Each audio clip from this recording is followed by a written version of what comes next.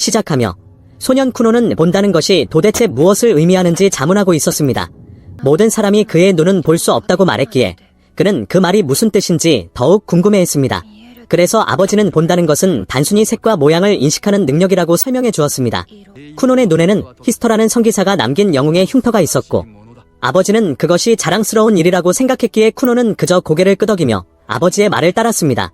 몇몇 하녀들은 그를 불쌍하게 여겼지만 쿠논은 왜 그런지 이해하지 못했습니다.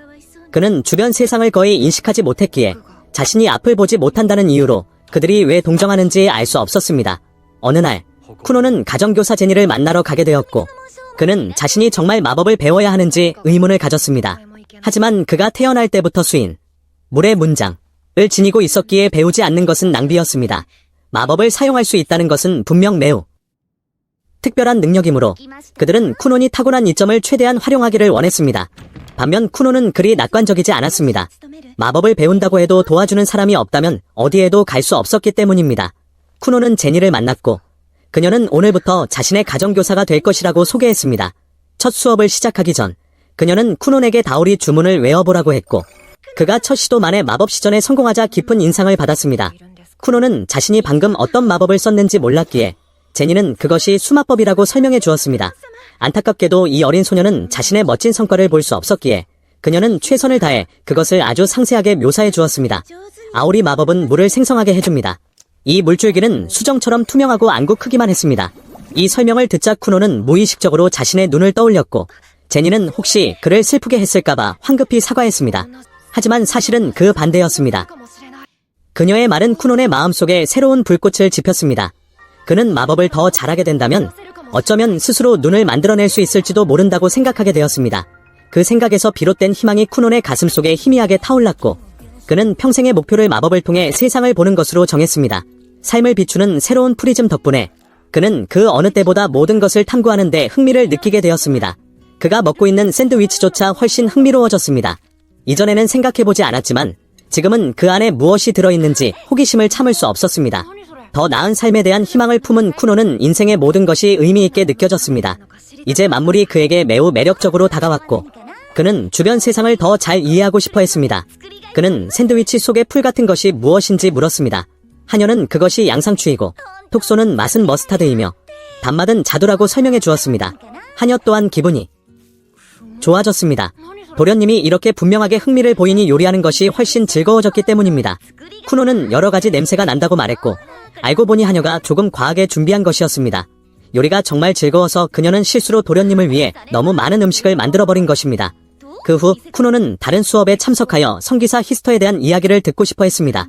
플로라 선생님은 깜짝 놀라며 이 주제가 괜찮을지 확신하지 못했지만 쿠논의 하인은 도련님은 준비되셨습니다 라고 안심시켰습니다. 플로라 선생님은 이야기가 감당하기 힘들면 언제든 말하라고 당부했습니다. 하지만 쿠논은 걱정 말라고 하며 지금 자신은 세상의 모든 지식을 갈망하고 있고 가능한 한 많이 배우고 싶다고 말했습니다. 플로라는 아주 오래전 세상의 영웅들과 마왕 사이에 성전이 있었고 히스터는 이 나라의 영웅이자 마왕을 쓰러뜨린 마지막 인물이었다고 이야기했습니다. 안타깝게도 전투가 끝났을 때 그는 승리의 대가로 한 팔과 한 다리를 잃었습니다. 그 전쟁 이후 가끔 히스터의 후손 중 신체 일부의 결함을 가지고 태어나는 아이들이 있었습니다. 팔이 없는 사람도 있고 다리가 없는 사람도 있었습니다. 쿠논의 경우에는 시각장애를 가지고 태어났습니다. 사람들은 그런 아이들을 영웅의 환생 혹은 영웅의 흉터라고 불렀습니다. 쿠논은 마법 연습을 계속하며 자신이 비록 영웅의 환생 중 하나일지라도 그 편견이 자신을 정의하도록 두지 않겠다고 깊이 생각했습니다. 그는 여전히 그 자신이며 그가 사용하는 마법은 그만의 마법 힘이기 때문입니다. 쿠논의 훈련 과정은 매우 순조로웠고 이제 그는 물을 점점 더 능숙하게 제어할 수 있게 되었습니다. 그는 물 구체를 분리하는 데 성공했고 이 코는 그가 완벽하게 똑같은 모양으로 나누었다며 칭찬했습니다. 쿠논은 연습할 때마다 자신감이 붙었고 언젠가 이 마법을 자신의 눈으로 삼겠다고 다시 한번 다짐했습니다. 그는 그 어떤 것도 자신을 막도록 두지 않았지만 마법 시전은 엄청난 체력을 소모했습니다. 시작한 이후로 쉬지 않고 연습한 탓에 결국 그의 몸은 쓰러지고 말았습니다. 쿠논은 자신이 아직 더 많은 것이 필요하다고 말했고 이코는 그가 그녀의 사랑이 더 필요하다고 말하는 줄 알았습니다. 그녀는 자랑스럽게 가슴을 치며 이미 무한한 관심을 쏟고 있다고 했습니다. 아마 그래서 그가 그렇게 매끄럽게 연습했나 봅니다. 하지만 쿠노는 재빨리 자신이 정말 필요한 것은 더 많은 지식과 더 좋은 체력이라고 정정했습니다. 그래야만 그가 가진 마법이 진정으로 강력해질 수 있기 때문이라며 그 어느 때보다 더 결의를 다졌습니다.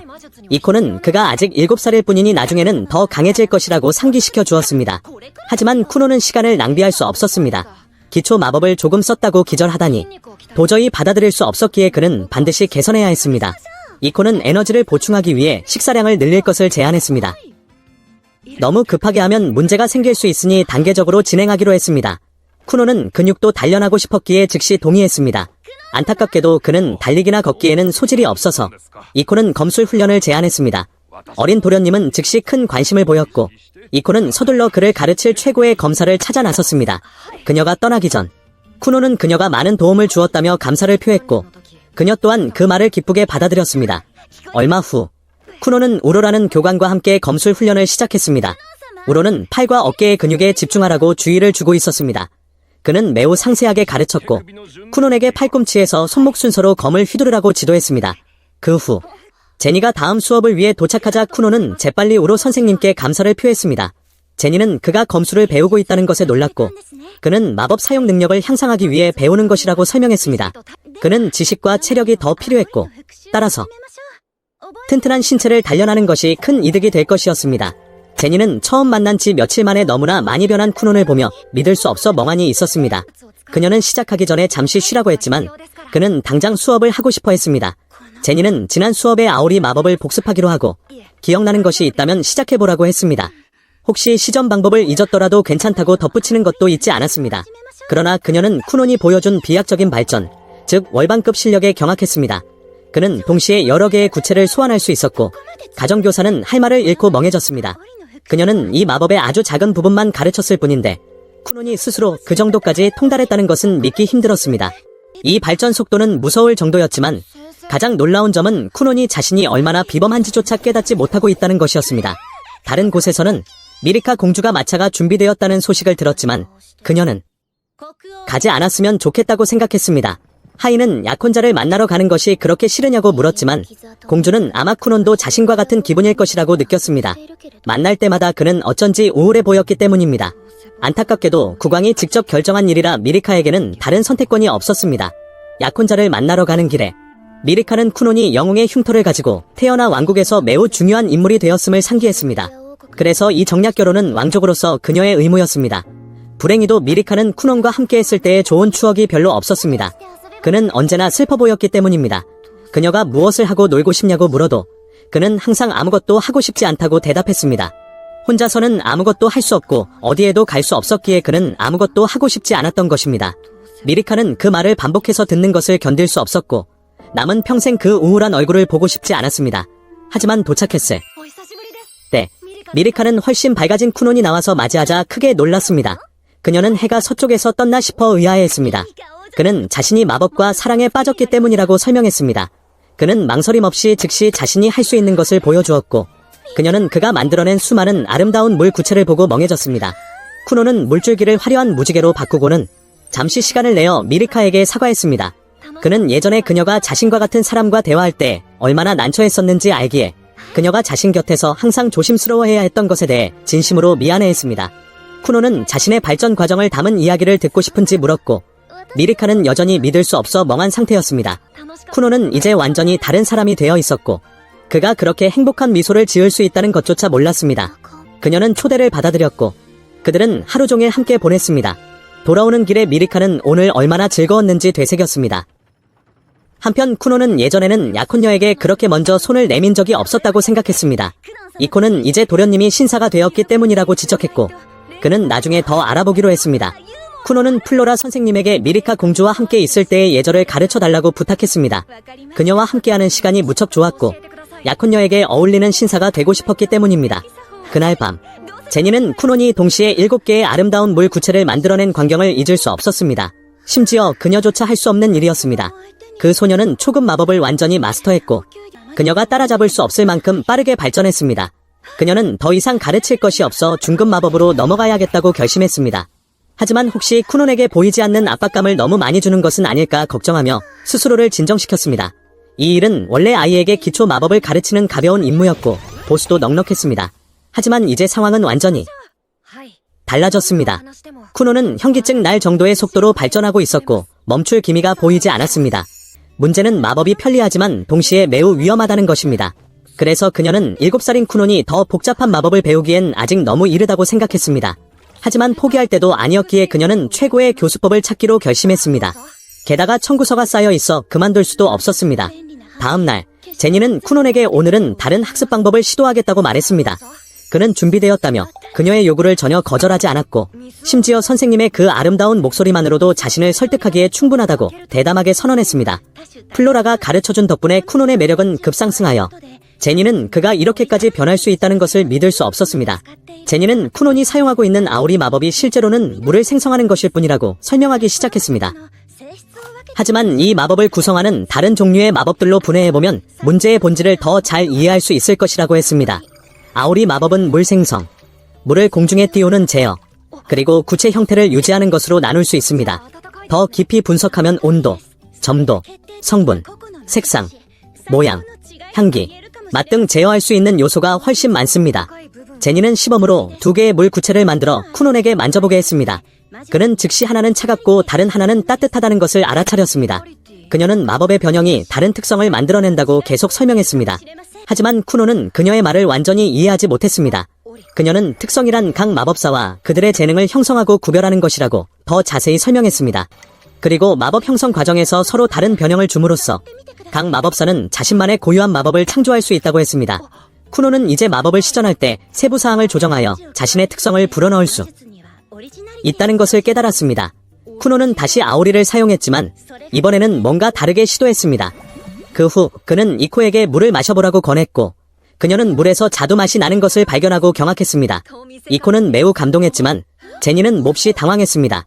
그녀는 오늘 수업을 위해 밤을 새워 머리를 짜냈는데 이 어린 소녀는 단 몇 초 만에 그것을 파악해버렸기 때문입니다. 쿠노는 이것이 쉽지 않을 것이라고 느꼈지만 곧 모든 종류의 변형을 실행하는 법을 배우겠다고 가정교사에게 약속했습니다. 그날 밤 쿠노는 쉬지 않고 공부하고 있었으며 심지어 침대 위에서도 연습했습니다.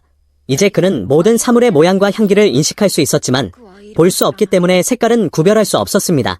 억지로 바꾸려 한다면 마법의 변형을 만들 수 없고 더더욱 자신의 눈을 만들 수 없다는 것을 잘 알고 있었습니다. 하지만 그는 창조주가 준 모든 것을 보고 싶다는 열망이 있었기에 곧 방법을 찾을 것이라고 스스로를 위로했습니다.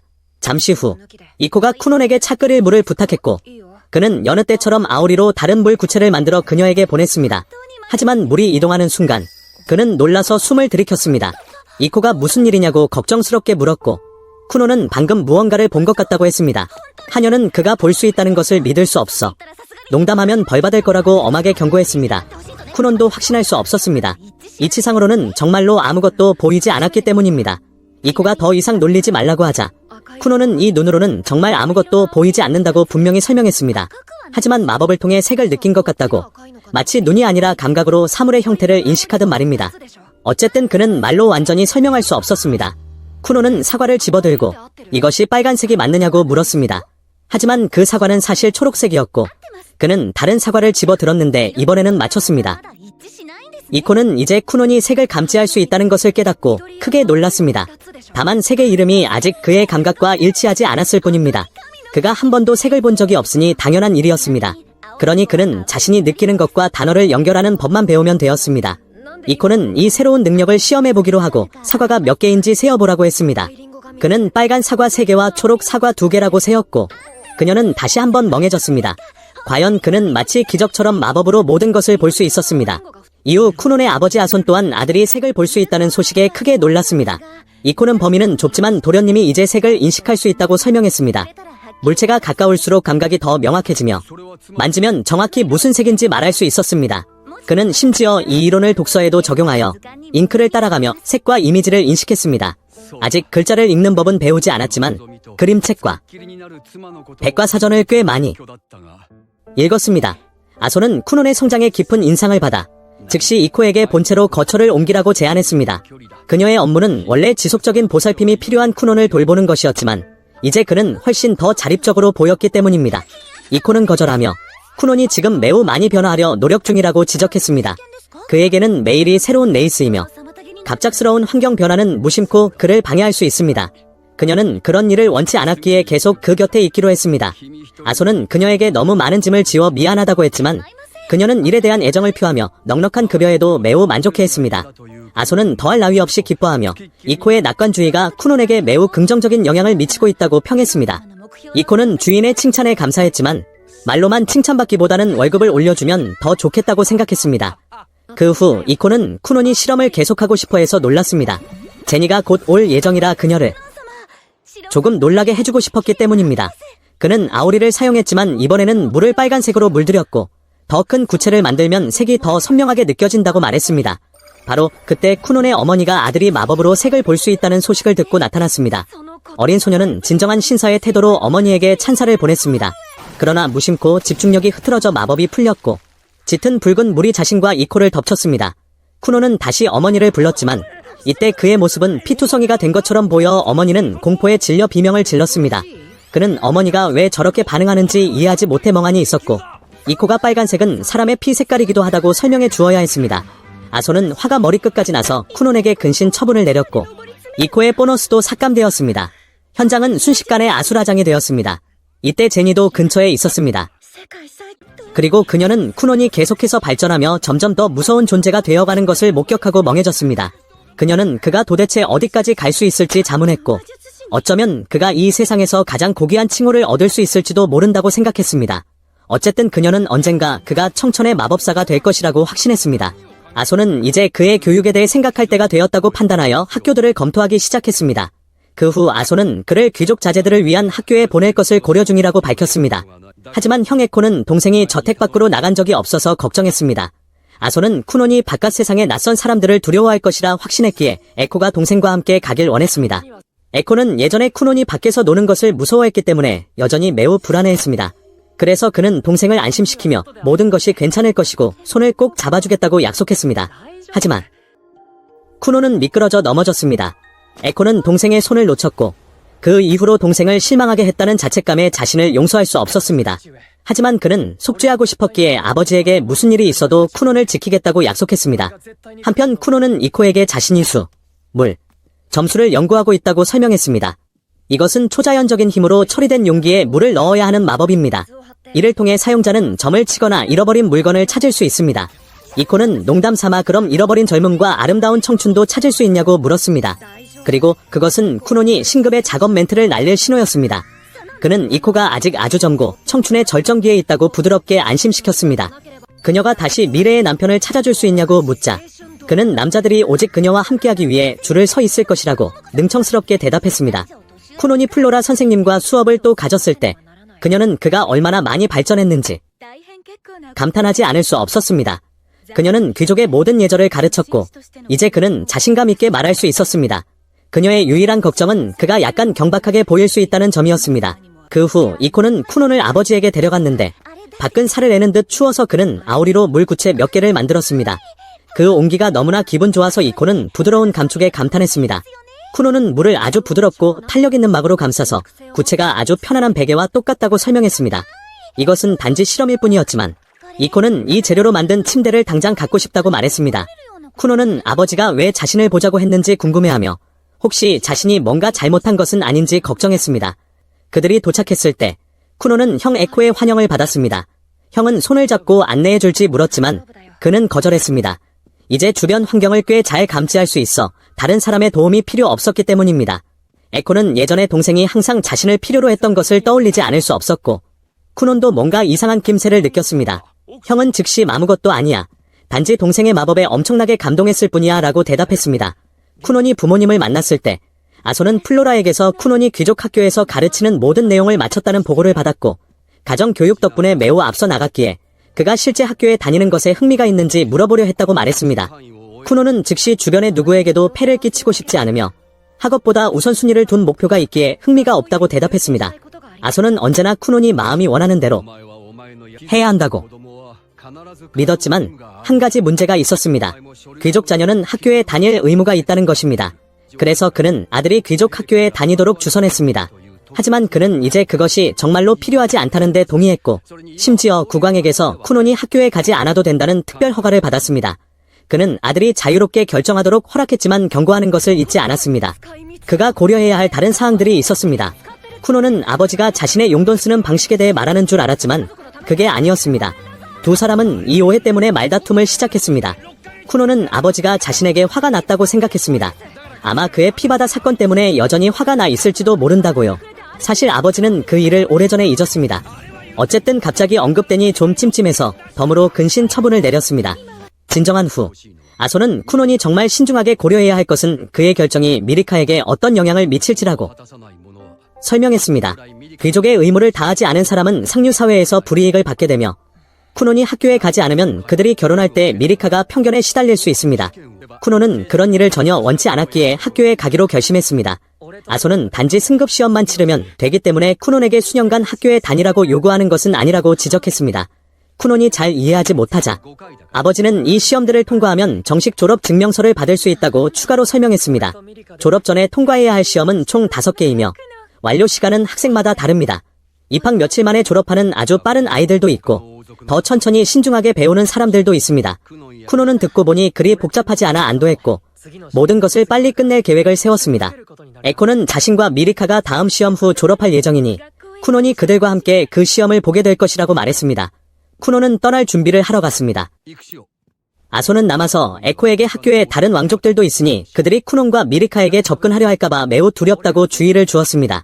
에코는 걱정하지 말라고 아버지를 안심시키며 두 사람을 지키겠다고 약속했습니다. 그 후 미리카는 쿠논이 학교에 간다는 사실에 매우 기뻐했습니다. 그녀는 그와 더 많이 함께할 수 있기를 고대했습니다. 쿠논은 무엇을 기대해야 할지 모르겠다고 인정했습니다. 소녀는 그를 안내해주겠다고 약속했지만 꼬마 영웅님이 신경 써야 할 또 다른 문제가 있었습니다. 그는 공주가 자신과 함께 다니면 그녀를 좋아하는 모든 소년이 질투해서 죽을지도 모른다고 지적했습니다. 하지만 그녀는 그것이 문제되지 않을 것이라고 했습니다. 쿠논은 그녀가 인기가 없어서 그런지 궁금해했습니다. 하지만 미리카는 즉시 모욕감을 느끼며 당연히 자신을 좋아하는 남자들이 많다고 단언했습니다. 쿠논은 누구와도 마주치고 싶지 않았습니다. 그래서 호신용으로 새 지팡이를 사야 할지 고민했습니다. 드디어 입학. 날이 밝았습니다. 쿠논은 만반의 준비를 마치고 새로운 모험을 시작할 준비가 되었습니다. 이코는 그의 말끔한 외모에 놀라며 동화 속에서 걸어 나온 백마탄 왕자님 같다고 칭찬했습니다. 꼬마는 즉시 역할에 몰입하여 자신의 진짜 정체가 들통났다고 선언했습니다. 그는 가족에게 마지막 작별 인사를 하고 마차 바퀴를 아오리로 감싸 충격을 방지했습니다. 이코는 갑자기 승차감이 너무 부드러워져서 놀랐습니다. 마법은 정말 너무나 편리했습니다. 그리고 쿠노는 마법을 발견해서 정말 기뻤습니다. 마법이 이렇게 다재다능하니 그는 미래에 안정적인 직업을 찾을 수 있기를 희망했습니다. 에코는 동생이 집을 떠나는 것을 분명 걱정하고 있을 거라 확신했지만 쿠노는 자신이 조금 더 강해졌다고 확신했습니다. 그는 형이 얼마나 걱정했는지 잘 알고 있으며 그날 자신이 넘어지게 둔 것을 얼마나 자책했는지도 깨닫고 있다고 밝혔습니다. 하지만 그는 자신이 더 나아졌고 많은 것이 변했다고 형을 안심시켰습니다. 예전에 그는 사라지길 원했지만 지금은 무슨 수를 써서라도 살아남겠다고 결심했습니다. 에코는 동생이 마법을 배운 이후로 정말 많이 변해서 매우 안도했습니다. 쿠노는 세상의 나머지가 멸망하더라도 살아남겠다는 강력한 동기를 얻었다고 계속 말했습니다. 이때 동생의 말이 약간 횡설수설한다고 느낀 에코는 꼬마가 너무 나간 게 아닌가 싶었습니다. 그러나 쿠노는 멈추지 않고 모든 인류를 불쌍히 여길 정도로 다른 모든 사람보다 오래 살겠다고 맹세했습니다. 에코는 쿠논이 이렇게 될 줄은 상상도 못했기에 얘가 정말 내 동생이 맞나 의아해했습니다. 바로 그때 그는 쿠논이 아직 보이지도 않는데 학원에 가까워졌다는 것을 알아차린 것에 놀랐습니다. 쿠논은 근처에 많은 사람이 느껴지기 때문이라고 설명했습니다. 마침내 그들은 도착했고 미리카의 환영을 받았습니다. 쿠논은 여느 때처럼 매력적인 모습을 연기하며 공주님의 아름다운 목소리를 듣고 가슴 벅차오르는 행복한 감정을 말로 다 표현하기 위해 반나절만 시간을 달라고 정중히 요청했습니다.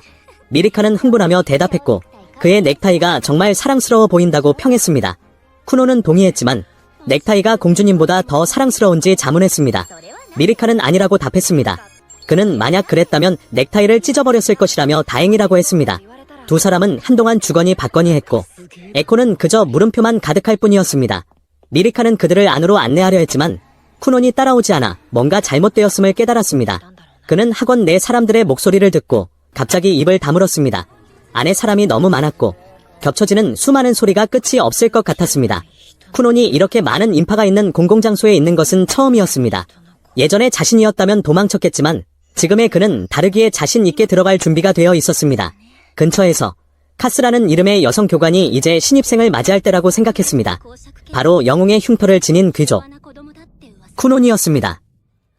그녀는 그가 매우 소심하다는 소문을 들었기에 자신처럼 경험 없는 교사가 그를 이끌 수 있을지 마음속으로 걱정하고 있었습니다. 바로 그때 여학생 무리가 신입생을 둘러싸고 그가 백마탄 왕자님처럼 매혹적이라며 감탄했습니다. 그들이 쿠논에 대해 말하는 방식은 카스가 들었던 그 소심한 아이가 맞는지 의심하게 했습니다. 그 후 그녀는 자신이 쿠논의 지도 교사가 될 것이라고 소개했습니다. 쿠논은 다시 한번 자신의 치명적인 매력을 100% 발휘했습니다. 카스는 요즘 애들이 틱톡에서 뭘 보고 배우는지 궁금해할 수밖에 없었습니다. 바로 그때 학교 종이 울려 수업 시작을 알렸습니다. 즉 쿠논 일행은 헤어져야 한다는 뜻이었습니다. 그들은 점심시간에 다시 만나기로 약속했고 에코는 카스에게 동생을 잘 부탁한다고 부탁했습니다. 모두 헤어졌고 카스는 쿠논을 지도하는 것이 꽤 힘든 일이 될 것 같은 예감이 들었습니다. 한편 몇몇 학생들이 수군거리며 영웅의 흉터를 지닌 귀족 쿠논이 드디어 왔다고 말했습니다. 그들 중 일부는 그가 지난 100년 동안 처음으로 태어난 영웅의 흉터를 가진 사람이라 국왕의 은혜를 입었다는 소문을 들었습니다. 나이라는 우두머리는 기분 나빠하며 말을 정정하고 쿠논이 별거 없어 보인다고 말했습니다. 이 아이들은 나이를 매우 무서워해서 영웅의 흉터는 아마 미신일 것이라고 맞장구쳤습니다. 나이의 쿠논에 대한 적개심은 매우 분명하게 드러났고 그는 아이들에게 이제 갈 시간이라고 말했습니다. 그 후 카스는 쿠논에게 승급 시험에 대한 개요를 설명했습니다. 그는 5개의 시험만 통과하면 졸업 증명서를 받는다는 것을 알고 있었습니다. 하지만 그 이상의 내용이 있었습니다. 그녀는 많은 학생이 졸업하는데 3에서 5년이 걸린다고 덧붙였습니다. 승급 시험은 학생들이 지난 몇 달에서 1년 동안 배운 것을 테스트하기 때문입니다. 수업을 열심히 들으면 어렵지 않지만 떨어지면 재시험까지 한 달을 더 기다려야 합니다. 쿠논은 이해했다며 교실에 들어간 주인공은 승급시험에 대해 듣게 되는데 보통은 시험 후 다음 시험까지 준비 기간이 있지만 그는 유력자의 자제라서 그 과정을 생략할 권한을 얻었고 말하자면 언제든 원할 때 시험을 볼 수 있다는 것이다. 그는 교수에게 자신의 아버지와 국왕이 절친한 친구 사이라는 사실을 인정했다. 분명 인맥을 이용한 것이기에 교수와 학교 측에 압력을 가해 미안하다고 사과했지만 교수는 할 말을 잃고 아무것도 못 들은 척하며 더 이상 말하면 정치적 문제에 휘말릴 수 있으니 어서 시험이나 치르라고 요구했다. 점심시간이 될 때까지 시험 내내 계속 떠들었음에도 불구하고 주인공은 신기하게도 전 과목의 모든 문제를 다 맞췄으며 약혼녀의 안내로 식사를 하러 가던 중 나이가 길을 막아섰고 여동생인 미리카는 이 오빠를 두려워하는 기색을 보였다. 그 밉상인 녀석은 친구들 앞에서 주인공을 조롱하며 그가 국왕의 축복을 받은 사람일 리 없다고 비꼬았고 쿠노는 눈앞의 상대가 감히 자신의 약혼녀를 겁먹게 만들자 불쾌해하며 상대가 누구든 상관없이 끝장낼 기세로 맞서려 했는데 이때 에코가 다가와 사태가 악화되는 것을 막으려 했다. 하지만 나이는 여전히 에코를 안중에도 두지 않았고 이를 본 쿠노는 은밀하게 마법을 사용하여 땀과 소변을 포함한 주변의 모든 수분을 흡수해 얄미운 왕자의 바지에 모이게 했으며 그러고는 저기 좀 보라며 오줌을 지렸다고 놀려대자 많은 사람들의 시선이 쏠려 금발의 왕자는 꼬리를 내리고 도망칠 수밖에 없었다. 에코와 미리카는 당연히 주인공이 이 일을 벌였다는 것을 알았지만 그는 전혀 개의치 않고 무엇을 먹을지 물었으며 자리에 앉은 미리카는 그가 자신보다 한 살 많은 오빠라고 밝히며 아마도 부왕에게 재능을 인정받지 못해 쿠논에게 질투심을 느끼는 것 같다고 말했다. 쿠논은 형이라면 응당 자신의 형인 에코처럼 동생을 아껴줘야 한다며 그자가 참 터무니없다고 느꼈고 그 말을 들은 에코는 기뻐하면서도 앞으로 또 무슨 일이 생길까봐 한숨을 쉬었는데 왕자를 놀린 행동은 너무나 경솔했으나 미리카도 그 마음을 이해하고 오빠에게 신경 쓰지 말고 우선 식사부터 즐기라고 권했다. 같은 시각 나이는 망신을 당해 극도로 분해하고 있었는데 학교의 모든 사람이 왕자의 권력 앞에 두려움을 표했지만 바로 그 점이 나이에게 불쾌감을 주었고 교사가 주의를 주어도 입을 다물라고 윽박지르니 교수도 가르칠 방도가 없어 무력하게 한숨만 쉬었다. 식당 안에서 쿠노는 방금 전 그 밉살스러운 왕자에 대해 더 알고 싶어하며 도대체 왜 그렇게 공격적인지 궁금해했는데 약혼녀는 그 진짜 이유가 자신에게 있다며 원래 라인은 제6왕자이고 자신은 제9공주라 서열과 지위에서 완전히 밀렸으나 영웅의 흉터를 지닌 주인공과 약혼한 후 자신의 지위가 급상승했고 게다가 이제 주인공이 사교계에 정식으로 데뷔했으니 앞으로 귀족 사회에서 두 사람의 지위는 더욱 높아질 것이기 때문에 나이가 그들 앞에서 분노를 표출하는 것이라고 설명했다.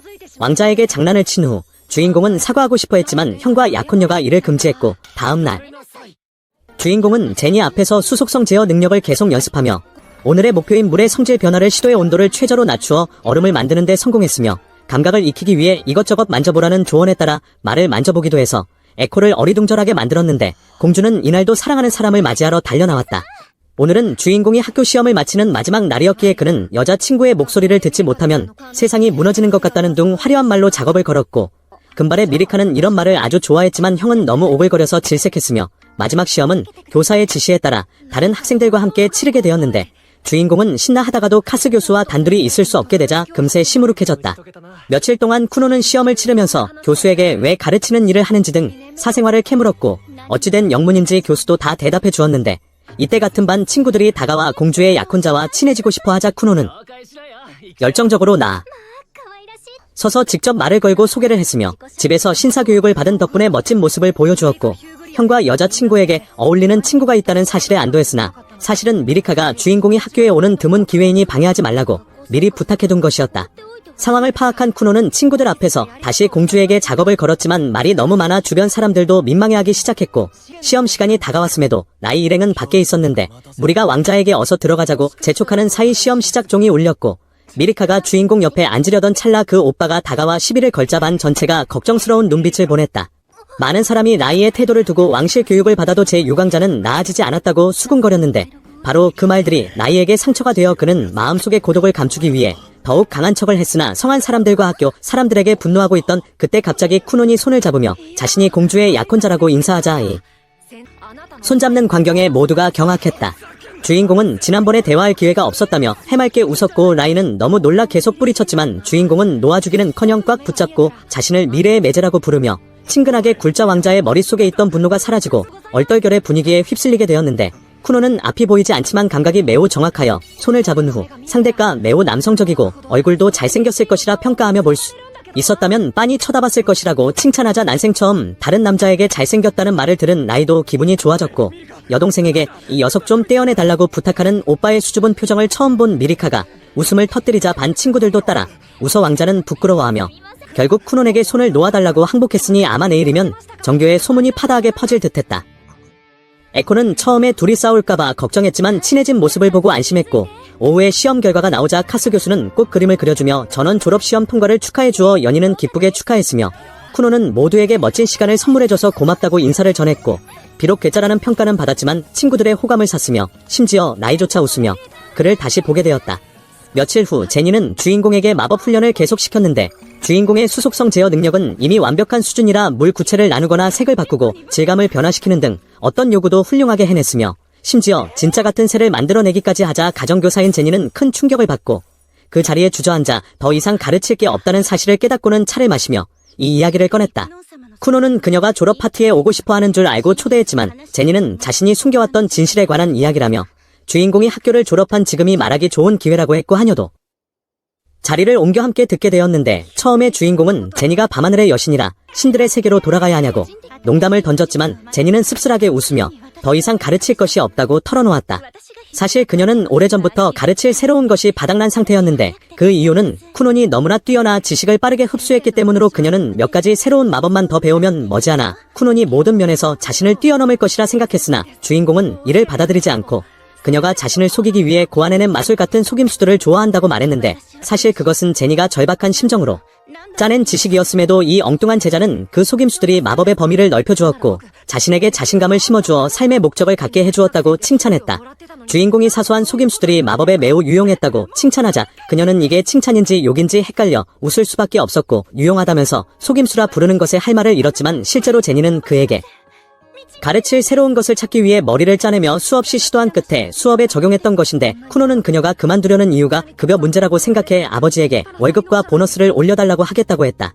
제니는 벌떡 일어나 오히려 그 반대라며 할 일도 없는데 너무 많은 돈을 받는 것이 양심에 찔린다고 했고 돈을 위해 수업을 끌어왔지만 이제 한계에 다다랐으니 자신보다 뛰어난 다른 마법사를 찾아보라고 조언하자 주인공은 슬퍼하며 그녀가 유용한 작은 속임수들을 생각해낸 훌륭한 스승임을 인정하고 계속 배우고 싶으니 차라리 자신을 계속 속여달라고 부탁했지만 제니는 거절했다.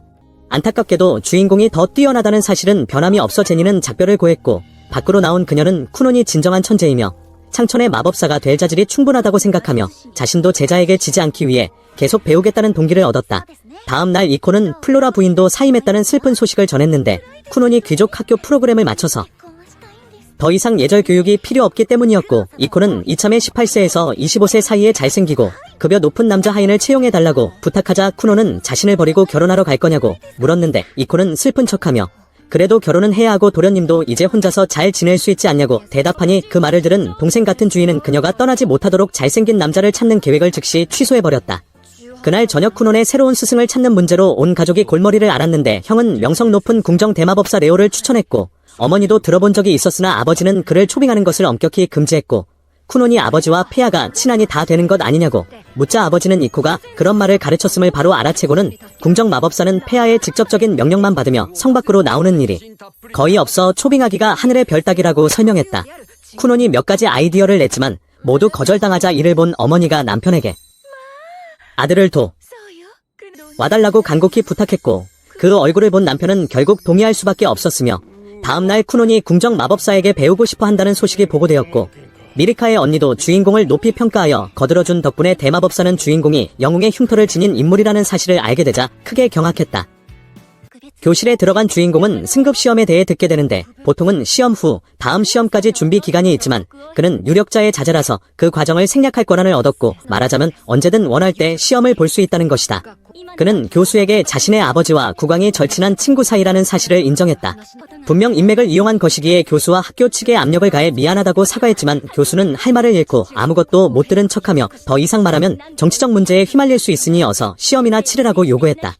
점심시간이 될 때까지 시험 내내 계속 떠들었음에도 불구하고 주인공은 신기하게도 전 과목의 모든 문제를 다 맞췄으며 약혼녀의 안내로 식사를 하러 가던 중 나이가 길을 막아섰고 여동생인 미리카는 이 오빠를 두려워하는 기색을 보였다. 그 밉상인 녀석은 친구들 앞에서 주인공을 조롱하며 그가 국왕의 축복을 받은 사람일 리 없다고 비꼬았고 쿠노는 눈앞의 상대가 감히 자신의 약혼녀를 겁먹게 만들자 불쾌해하며 상대가 누구든 상관없이 끝장낼 기세로 맞서려 했는데 이때 에코가 다가와 사태가 악화되는 것을 막으려 했다. 하지만 라인은 여전히 에코를 안중에도 두지 않았고 이를 본 쿠노는 은밀하게 마법을 사용하여 땀과 소변을 포함한 주변의 모든 수분을 흡수해 얄미운 왕자의 바지에 모이게 했으며 그러고는 저기 좀 보라며 오줌을 지렸다고 놀려대자 많은 사람들의 시선이 쏠려 금발의 왕자는 꼬리를 내리고 도망칠 수밖에 없었다.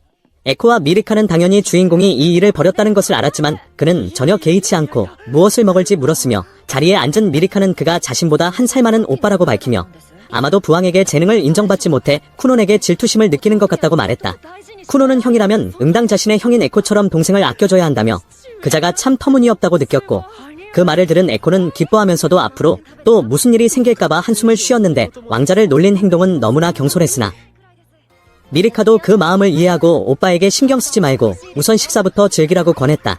같은 시각 라인은 망신을 당해 극도로 분해하고 있었는데 학교의 모든 사람이 왕자의 권력 앞에 두려움을 표했지만 바로 그 점이 라이에게 불쾌감을 주었고 교사가 주의를 주어도 입을 다물라고 윽박지르니 교수도 가르칠 방도가 없어 무력하게 한숨만 쉬었다. 식당 안에서 쿠노는 방금 전 그 밉살스러운 왕자에 대해 더 알고 싶어하며 도대체 왜 그렇게 공격적인지 궁금해했는데 약혼녀는 그 진짜 이유가 자신에게 있다며 원래 라인은 제6왕자이고 자신은 제9공주라 서열과 지위에서 완전히 밀렸으나 영웅의 흉터를 지닌 주인공과 약혼한 후 자신의 지위가 급상승했고 게다가 이제 주인공이 사교계에 정식으로 데뷔했으니 앞으로 귀족 사회에서 두 사람의 지위는 더욱 높아질 것이기 때문에 라이가 그들 앞에서 분노를 표출하는 것이라고 설명했다. 왕자에게 장난을 친 후 주인공은 사과하고 싶어 했지만 형과 약혼녀가 이를 금지했고 다음날 주인공은 제니 앞에서 수속성 제어 능력을 계속 연습하며 오늘의 목표인 물의 성질 변화를 시도해 온도를 최저로 낮추어 얼음을 만드는 데 성공했으며 감각을 익히기 위해 이것저것 만져보라는 조언에 따라 말을 만져보기도 해서 에코를 어리둥절하게 만들었는데 공주는 이날도 사랑하는 사람을 맞이하러 달려나왔다. 오늘은 주인공이 학교 시험을 마치는 마지막 날이었기에 그는 여자친구의 목소리를 듣지 못하면 세상이 무너지는 것 같다는 둥 화려한 말로 작업을 걸었고 금발의 미리카는 이런 말을 아주 좋아했지만 형은 너무 오글거려서 질색했으며 마지막 시험은 교사의 지시에 따라 다른 학생들과 함께 치르게 되었는데 주인공은 신나 하다가도 카스 교수와 단둘이 있을 수 없게 되자 금세 시무룩해졌다. 며칠 동안 쿠노는 시험을 치르면서 교수에게 왜 가르치는 일을 하는지 등 사생활을 캐물었고 어찌된 영문인지 교수도 다 대답해 주었는데 이때 같은 반 친구들이 다가와 공주의 약혼자와 친해지고 싶어 하자 쿠노는 열정적으로 서서 직접 말을 걸고 소개를 했으며 집에서 신사교육을 받은 덕분에 멋진 모습을 보여주었고 형과 여자친구에게 어울리는 친구가 있다는 사실에 안도했으나 사실은 미리카가 주인공이 학교에 오는 드문 기회이니 방해하지 말라고 미리 부탁해둔 것이었다. 상황을 파악한 쿠노는 친구들 앞에서 다시 공주에게 작업을 걸었지만 말이 너무 많아 주변 사람들도 민망해하기 시작했고 시험 시간이 다가왔음에도 라이 일행은 밖에 있었는데 무리가 왕자에게 어서 들어가자고 재촉하는 사이 시험 시작 종이 울렸고 미리카가 주인공 옆에 앉으려던 찰나 그 오빠가 다가와 시비를 걸자 반 전체가 걱정스러운 눈빛을 보냈다. 많은 사람이 라이의 태도를 두고 왕실 교육을 받아도 제 유광자는 나아지지 않았다고 수군거렸는데 바로 그 말들이 라이에게 상처가 되어 그는 마음속의 고독을 감추기 위해 더욱 강한 척을 했으나 성한 사람들과 학교 사람들에게 분노하고 있던 그때 갑자기 쿠논이 손을 잡으며 자신이 공주의 약혼자라고 인사하자 손잡는 광경에 모두가 경악했다. 주인공은 지난번에 대화할 기회가 없었다며 해맑게 웃었고 라이는 너무 놀라 계속 뿌리쳤지만 주인공은 놓아주기는커녕 꽉 붙잡고 자신을 미래의 매제라고 부르며 친근하게 굴자 왕자의 머릿속에 있던 분노가 사라지고 얼떨결에 분위기에 휩쓸리게 되었는데 쿠노는 앞이 보이지 않지만 감각이 매우 정확하여 손을 잡은 후 상대가 매우 남성적이고 얼굴도 잘생겼을 것이라 평가하며 볼 수 있었다면 빤히 쳐다봤을 것이라고 칭찬하자 난생 처음 다른 남자에게 잘생겼다는 말을 들은 라이도 기분이 좋아졌고 여동생에게 이 녀석 좀 떼어내달라고 부탁하는 오빠의 수줍은 표정을 처음 본 미리카가 웃음을 터뜨리자 반 친구들도 따라 웃어 왕자는 부끄러워하며 결국 쿠논에게 손을 놓아달라고 항복했으니 아마 내일이면 정교의 소문이 파다하게 퍼질 듯했다. 에코는 처음에 둘이 싸울까봐 걱정했지만 친해진 모습을 보고 안심했고 오후에 시험 결과가 나오자 카스 교수는 꼭 그림을 그려주며 전원 졸업시험 통과를 축하해주어 연인은 기쁘게 축하했으며 쿠노는 모두에게 멋진 시간을 선물해줘서 고맙다고 인사를 전했고 비록 괴짜라는 평가는 받았지만 친구들의 호감을 샀으며 심지어 나이조차 웃으며 그를 다시 보게 되었다. 며칠 후 제니는 주인공에게 마법 훈련을 계속시켰는데 주인공의 수속성 제어 능력은 이미 완벽한 수준이라 물 구체를 나누거나 색을 바꾸고 질감을 변화시키는 등 어떤 요구도 훌륭하게 해냈으며 심지어 진짜 같은 새를 만들어내기까지 하자 가정교사인 제니는 큰 충격을 받고 그 자리에 주저앉아 더 이상 가르칠 게 없다는 사실을 깨닫고는 차를 마시며 이 이야기를 꺼냈다. 쿠노는 그녀가 졸업 파티에 오고 싶어하는 줄 알고 초대했지만 제니는 자신이 숨겨왔던 진실에 관한 이야기라며 주인공이 학교를 졸업한 지금이 말하기 좋은 기회라고 했고 하녀도 자리를 옮겨 함께 듣게 되었는데 처음에 주인공은 제니가 밤하늘의 여신이라 신들의 세계로 돌아가야 하냐고 농담을 던졌지만 제니는 씁쓸하게 웃으며 더 이상 가르칠 것이 없다고 털어놓았다. 사실 그녀는 오래전부터 가르칠 새로운 것이 바닥난 상태였는데 그 이유는 쿠논이 너무나 뛰어나 지식을 빠르게 흡수했기 때문으로 그녀는 몇 가지 새로운 마법만 더 배우면 머지않아 쿠논이 모든 면에서 자신을 뛰어넘을 것이라 생각했으나 주인공은 이를 받아들이지 않고 그녀가 자신을 속이기 위해 고안해낸 마술 같은 속임수들을 좋아한다고 말했는데 사실 그것은 제니가 절박한 심정으로 짜낸 지식이었음에도 이 엉뚱한 제자는 그 속임수들이 마법의 범위를 넓혀주었고 자신에게 자신감을 심어주어 삶의 목적을 갖게 해주었다고 칭찬했다. 주인공이 사소한 속임수들이 마법에 매우 유용했다고 칭찬하자 그녀는 이게 칭찬인지 욕인지 헷갈려 웃을 수밖에 없었고 유용하다면서 속임수라 부르는 것에 할 말을 잃었지만 실제로 제니는 그에게 가르칠 새로운 것을 찾기 위해 머리를 짜내며 수없이 시도한 끝에 수업에 적용했던 것인데 쿠노는 그녀가 그만두려는 이유가 급여 문제라고 생각해 아버지에게 월급과 보너스를 올려달라고 하겠다고 했다. 제니는 벌떡 일어나 오히려 그 반대라며 할 일도 없는데 너무 많은 돈을 받는 것이 양심에 찔린다고 했고 돈을 위해 수업을 끌어왔지만 이제 한계에 다다랐으니 자신보다 뛰어난 다른 마법사를 찾아보라고 조언하자 주인공은 슬퍼하며 그녀가 유용한 작은 속임수들을 생각해낸 훌륭한 스승임을 인정하고 계속 배우고 싶으니 차라리 자신을 계속 속여달라고 부탁했지만 제니는 거절했다. 안타깝게도 주인공이 더 뛰어나다는 사실은 변함이 없어 제니는 작별을 고했고 밖으로 나온 그녀는 쿠논이 진정한 천재이며 창천의 마법사가 될 자질이 충분하다고 생각하며 자신도 제자에게 지지 않기 위해 계속 배우겠다는 동기를 얻었다. 다음 날 이코는 플로라 부인도 사임했다는 슬픈 소식을 전했는데 쿠논이 귀족 학교 프로그램을 마쳐서 더 이상 예절 교육이 필요 없기 때문이었고 이코는 이참에 18세에서 25세 사이에 잘생기고 급여 높은 남자 하인을 채용해달라고 부탁하자 쿠노는 자신을 버리고 결혼하러 갈 거냐고 물었는데 이코는 슬픈 척하며 그래도 결혼은 해야 하고 도련님도 이제 혼자서 잘 지낼 수 있지 않냐고 대답하니 그 말을 들은 동생 같은 주인은 그녀가 떠나지 못하도록 잘생긴 남자를 찾는 계획을 즉시 취소해버렸다. 그날 저녁 쿠논의 새로운 스승을 찾는 문제로 온 가족이 골머리를 앓았는데 형은 명성 높은 궁정 대마법사 레오를 추천했고 어머니도 들어본 적이 있었으나 아버지는 그를 초빙하는 것을 엄격히 금지했고 쿠논이 아버지와 폐하가 친한이 다 되는 것 아니냐고 묻자 아버지는 이코가 그런 말을 가르쳤음을 바로 알아채고는 궁정 마법사는 폐하의 직접적인 명령만 받으며 성 밖으로 나오는 일이 거의 없어 초빙하기가 하늘의 별 따기라고 설명했다. 쿠논이 몇 가지 아이디어를 냈지만 모두 거절당하자 이를 본 어머니가 남편에게 아들을 와달라고 간곡히 부탁했고 그 얼굴을 본 남편은 결국 동의할 수밖에 없었으며 다음날 쿠논이 궁정 마법사에게 배우고 싶어 한다는 소식이 보고되었고 미리카의 언니도 주인공을 높이 평가하여 거들어준 덕분에 대마법사는 주인공이 영웅의 흉터를 지닌 인물이라는 사실을 알게 되자 크게 경악했다.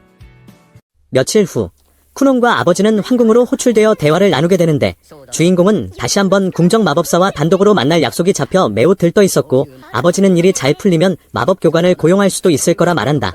그를 만나기 전 아버지는 최근 아들의 능력을 확인해보고 싶어 했고 쿠논은 물로 고양이를 만들어 보이는데 이번에는 예전처럼 투명한 것이 아니라 색깔까지 있었다. 아버지는 이 생명체를 아주 좋아하며 마법이 정말 편리하다고 칭찬했고 주인공은 연구할 시간이 더 주어진다면 고양이가 더 자연스럽게 움직이게 만들 수 있고 어쩌면 나중에는 울음소리까지 내게 할 수 있을지도 모른다고 생각한다. 아버지가 고양이를 좋아하는 것을 보고 왜 한 마리 키우지 않느냐고 묻자 아버지는 고개를 저으며 그러면 일할 수 없을 것이라 답하고 게다가 가족들이 어떤 생물도 키우지 않기로 합의했음을 상기시킨다. 만약 고양이가 주인공의 다리에 감기면 넘어져서 위험할 수 있고 가장 중요한 이유는 어머니가 고양이가 아닌 개를 좋아하기 때문이라 아버지는 감히 키울 엄두를 내지 못했던 것이다. 쿠노는 이해하고 나서 밖에서 고양이를 키운다는 게 무슨 뜻인지 물었는데 이전에 이코가 귀족들은 지위를 과시하기 위해 밖에서 고양이를 키운다고 가르쳐줬기 때문이다.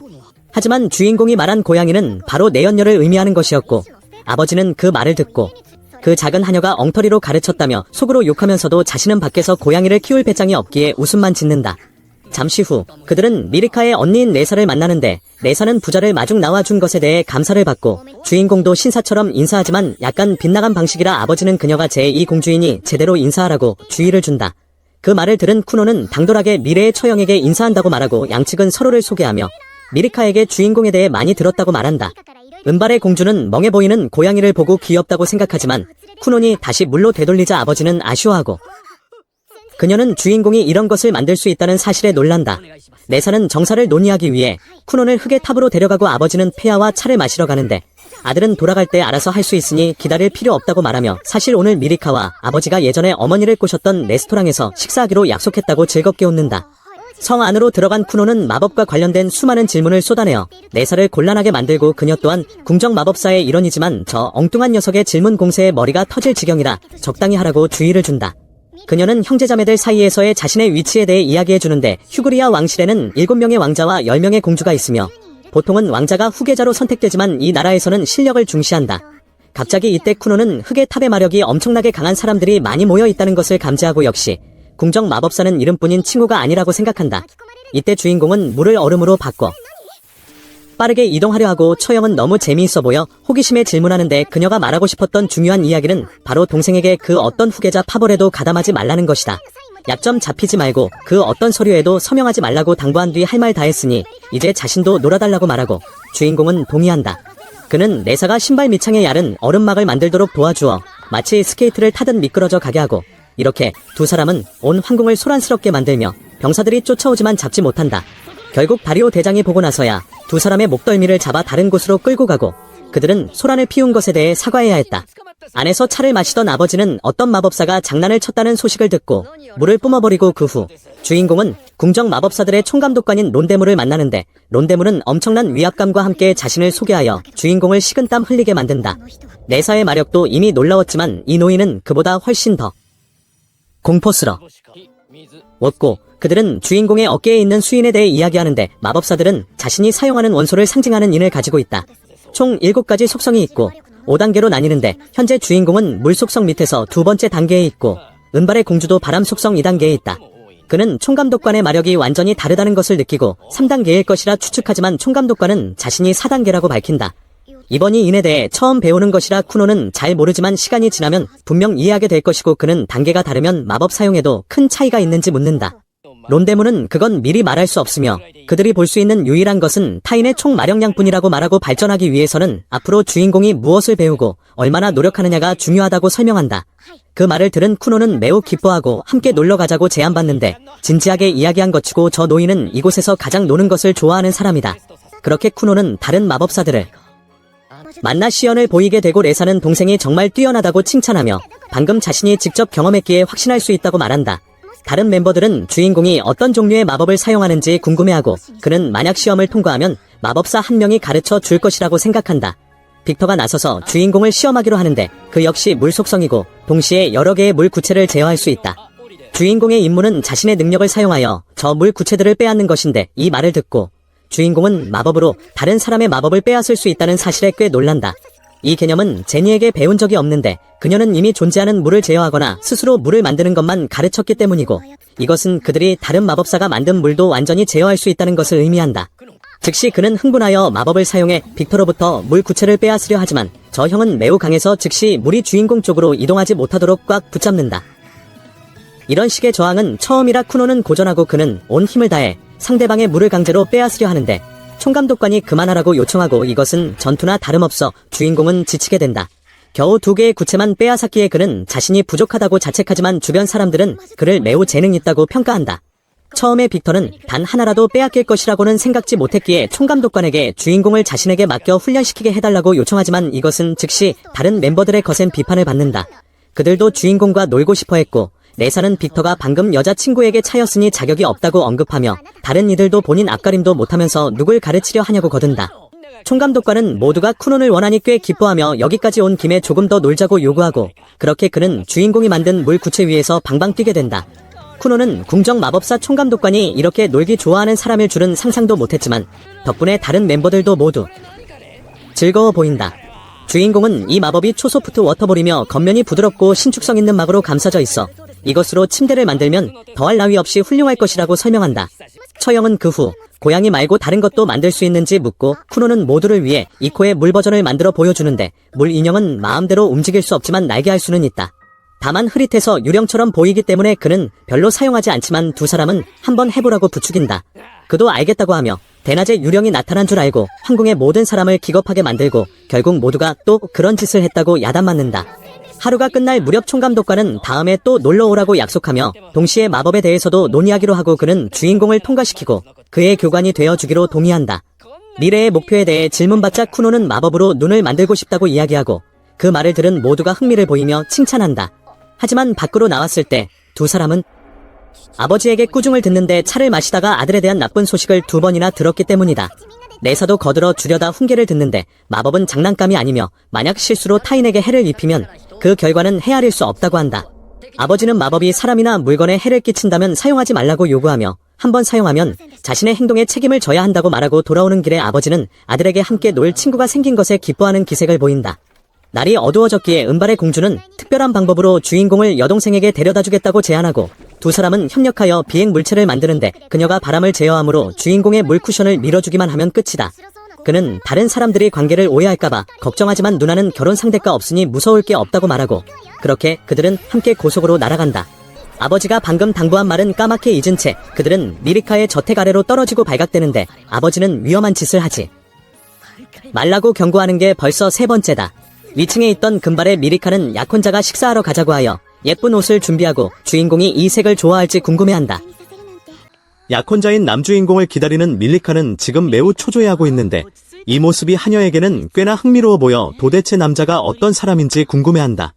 쿠논이 도착했다는 소식을 듣자마자 금발의 공주는 짐짓 침착한 척했으나 불과 2초 만에 참지 못하고 달려나가 남편을 맞이했고 남주인공은 여느 때처럼 공주의 아름다움을 칭찬하며 오늘은 첫 데이트인 만큼 신사다운 면모를 갖추고 유명한 레스토랑으로 향했다. 식사 내내 쿠논이 내뱉는 모든 말에는 칭찬이 따라붙었고 밀리카의 시녀조차 그 예의 바른 태도가 진정한 신사답다며 공주가 그에게 푹 빠진 이유를 납득했으며 청년은 오늘 아침 레사의 안내로 흙의 탑을 견학하고 궁정 마법사들과 어울렸던 이야기를 꺼냈다. 그는 총감독관을 마력이 엄청난 블루치즈라고 불렀고 일단 합격 판정을 받았지만 마법 강사가 누가 될지는 며칠 더 기다려야 알 수 있다고 했는데 쿠논의 수다 본능이 발동하여 사람들은 도대체 저 많은 말이 어디서 나오는지 이해할 수 없었지만 시녀는 좀 어린애 같아도 공주를 기쁘게 해주니 괜찮다고 생각했다. 남주인공은 밀리카에게 지금은 가끔 식사하지만 결혼하면 매일 오늘처럼 즐거울 것이라고 달콤한 말을 속삭였고 이 말을 들은 세 사람은 부끄러워했지만 밀리카는 당연히 행복해서 활짝 웃었고 돌아와서는 침대 위에서 뒹굴 정도로 기뻐했다. 며칠 뒤 방에서 작업 중이던 쿠노는 이코의 부름을 받고 나갔는데 그녀는 빨래를 쉽게 하기 위해 세정 성질을 가진 물 구체를 만들어 달라고 요청했고 남주인공은 하녀가 주인을 부려먹는 건 처음 봤다고 생각했다.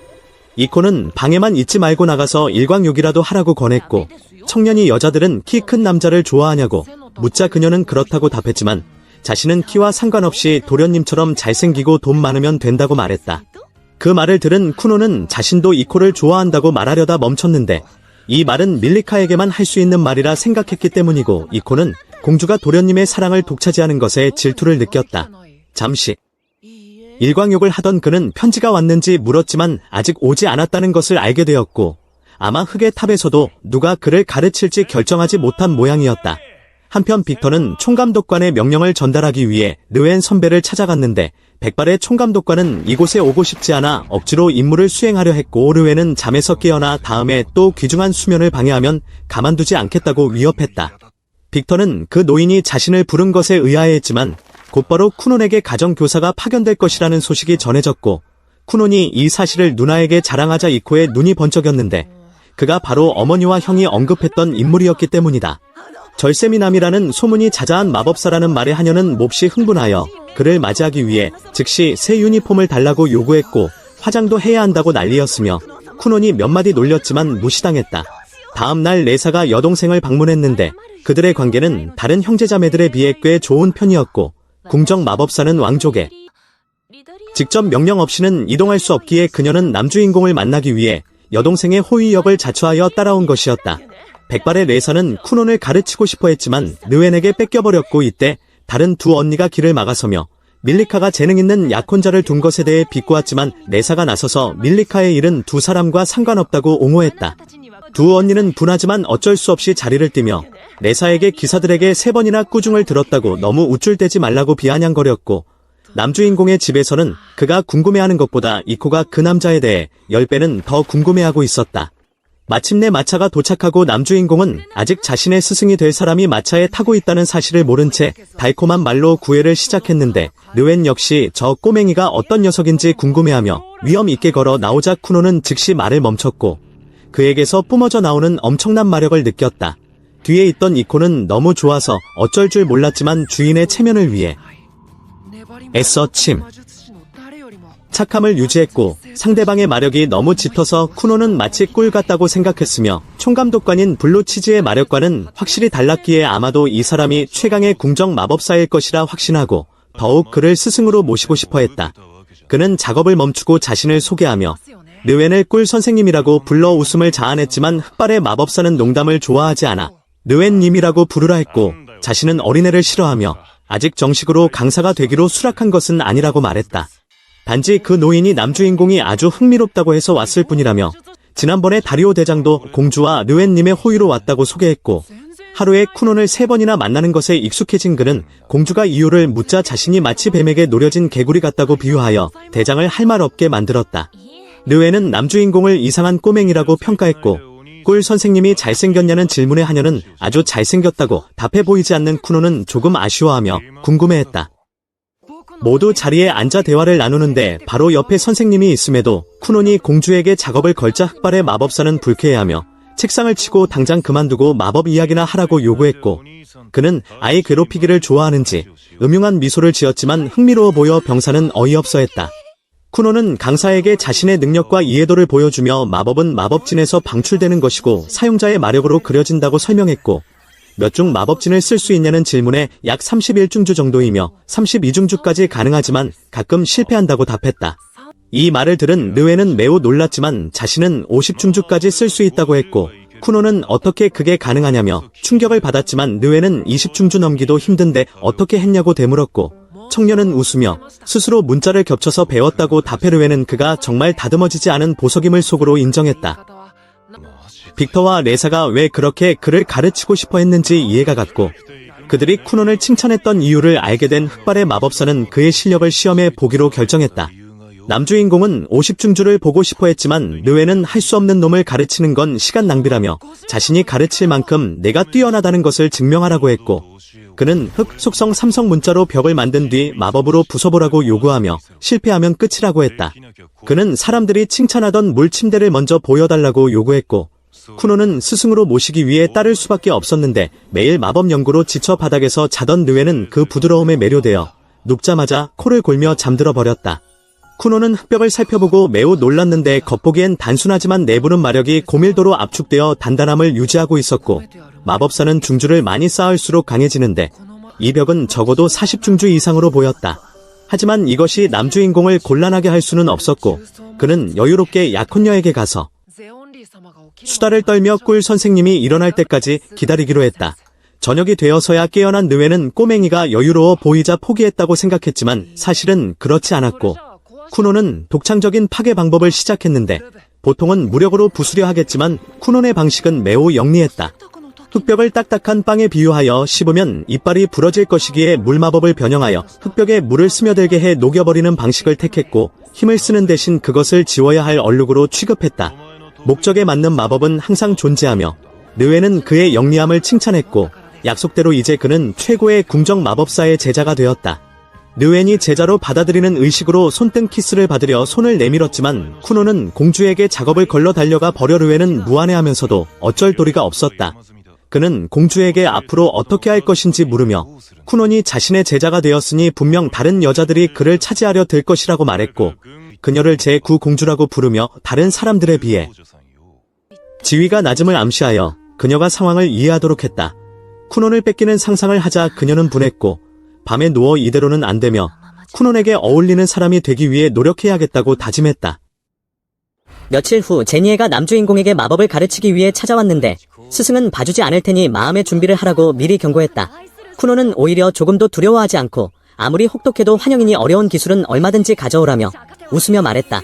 우선 제니에는 연구 과정의 기록을 제자에게 보여주었는데 이것은 초안이라서 남주인공이 제대로 다시 정리해야 했다.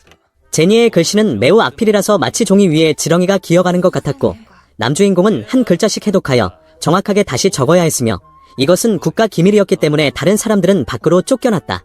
미리카도 약혼자에게 자신은 신경 쓰지 말고 배움에 전념하라고 말하며 쿠논을 응원하고 떠났고, 스승은 물침대를 꺼내달라고 요구하더니 잠을 잤는데 제니의 교육 방식은 꽤나 한가해 보였다. 밖으로 나온 이코가 공주에게 어떤 차를 마실지 묻자 미리카는 다른 부탁을 했는데 그녀는 쿠논의 아내로서 어울리는 사람이 되기 위해 검술을 배우기로 결심했다. 틈이 날 때 조금이라도 더 연습하고 싶었던 미리카는 쿠논이 걱정할까봐 그에게는 말하지 말아달라고 부탁했다. 그렇게 공주는 다리오와 목검으로 대련을 시작했지만 아직 실력이 미숙하여 계속해서 무기를 놓치고 날려보냈지만 그녀는 굳은 결심을 잃지 않았는데 그래야만 남주인공 곁에 어울리는 사람이 되어 그에게 너무 뒤처지지 않을 수 있기 때문이었다. 몇 시간 후 잠에서 깬 쿠논의 스승은 어디까지 했는지 물었고, 절반 정도 했다는 말을 듣자 제니에는 왜 이렇게 느리냐며 투덜거렸는데 남주인공은 글씨가 지렁이 기어가는 것처럼 엉망인데 누가 해독할 수 있겠냐며 불평했다. 추가 수당을 받을 수 있는지 물었지만 없다는 대답을 들었고, 제니에는 정보와 지식은 다르다며 책에서 배울 수 있는 것은 단순한 정보일 뿐이지만 지식은 스스로 머리를 짜내어 해독해야 하는 것이라고 설명했다. 제자가 직접 기록을 정리하는 과정에서 많은 지식을 얻게 될 것이며 그 지식은 훗날 그의 힘이 될 것이라는 말이었다. 처음에는 힘든 훈련일 줄 알았는데 기록만 하는 것이라 생각했지만 제니의 설명을 들은 쿠노는 매우 흥분하여 훨씬 더 적극적으로 기록하기 시작했다. 저녁이 되자 다른 사람들은 황궁으로 돌아갔고 제니에는 남주인공에게 다음 만남 때까지 저 모든 서류를 다 기록해 오라고 지시했다. 그리고 다음에는 수많은 서류가 있는 스승의 검은 탑에서 만나기로 했고 쿠노는 이에 동의했는데 스승과 약속을 잡자마자 쿠노는 아내인 미리카에게 작업을 걸며 앞으로 더 자주 만날 수 있게 되어 기쁘다고 말했다. 며칠 후 남주인공 쿠노는 사람들을 만나기 위해 검은 탑에 도착했고 그곳의 학생들은 남주인공을 보자 몰려들었는데 리샤는 쿠논의 키가 좀 큰 것을 보고 이제 10살이 되었음을 알게 되었다. 몇몇 사람이 대련을 제안했지만 제지당했고 쿠논이 리샤와 실험을 하기로 약속했기 때문인데 쿠논이 천년에 한 번 나올 법한 천재라 다들 서로 차지하려고 다퉜다. 사람들이 다투고 있을 때 제니에가 다가와 남주인공은 나 때문에 온 것이라고 말하며 그를 데려가 버려 다른 사람들의 질투를 샀다. 리샤는 동생이 마굴로 끌려간다는 것을 깨닫고 막으려 했지만 귀찮아진 제니에는 남주인공에게 물침대를 만들어 모두를 재우라고 시켰다. 소년의 침대가 정말 그런 능력이 있는지 의아했지만 왜 제니의 방을 마굴이라 부르는지 알 수 있었는데 안에는 수많은 희귀 마법 서적들이 펼쳐져 있어 남주인공은 매우 흥분했다. 제니에는 그런 모습을 보고 마음껏 배우라고 했고 오늘의 수업 주제는 마법사들이 일상에서 사용하는 마도구에 관한 것이었다. 예를 들어 조명은 불 속성 마도구인데 편리하기 때문에 마도구 제작으로 생계를 유지하는 마기사들도 많았으며 남주인공은 이곳에서 살고 싶다는 뜻을 내비쳤다. 제니에는 어차피 자신이 가진 모든 것을 줄 것이니 그럴 필요 없다고 말했다. 지난번 궁금해했던 그림도 꺼내왔는데 그것은 요리용 마도구였고 완성된다면 직접 요리하는 것이 훨씬 수월해질 것이며 스승은 지금도 음식을 데우는데 이 마도구를 사용하고 있었다. 땅이 법은 조형에는 좋지만 미세한 부분은 만들기 어려워 쿠논에게 부탁하려 했고 조만간 그의 도움이 필요할 테니 지금 바로 시작하자고 했다. 바로 그때 총감독이 남주인공을 만나기 위해 달려왔는데 그는 이전에 쿠논과 점심을 먹으며 마법에 대해 토론하기로 약속했었기 때문에 매우 들떠 있었다. 쿠논과의 마법 토론이 너무나 흥미로워 오늘도 이어가고 싶어 했지만 그가 데려가려 하자 제니에는 남주인공에게 물 침대를 꺼내 그마저 재워버리라고 시켰다. 제니에는 작고 부드러운 부품 제작에 대해 계속 이야기하며 내부의 정교한 부분은 쿠논의 물을 사용하는 것이 매우 적합하다고 설명했다. 점심시간이 되어 모든 왕실 마법사들이 모였는데 몇몇은 쿠논에게 까다로운 스승인 제니에를 떠나고 싶다면 강사를 바꿔주겠다고 제안했다. 하지만 그 말을 들은 쿠논은 스승님이 부려먹긴 해도 전반적으로 아주 좋은 분이라며 웃으며 답했고 이를 들은 사람들은 모두 경멸 어린 눈빛을 보냈다. 흑발의 제니에는 그 모습을 보고 제발 입 좀 다물라고 했으며 미리카는 귀족 중학교 입학식에 참석하느라 오늘 그 자리에 없었다. 남주인공은 이미 졸업시험을 마쳤기에 더 이상 학교에 다닐 필요가 없었는데 총감독은 우수한 인재들이 대부분 거쳐가는 마법사 양성학교에 대해 이야기했다. 입학하려면 12세 이상이어야 하는데 쿠논은 아직 2년이 더 있어야 했기 때문에 당분간은 제니의 스승과 계속 공부하기로 했다. 그렇게 시간은 흘러 최고의 마법사를 따라 배운 지 2년이 지났고 오늘 두 사제는 3명의 관객이 지켜보는 가운데 대련을 하기로 했다.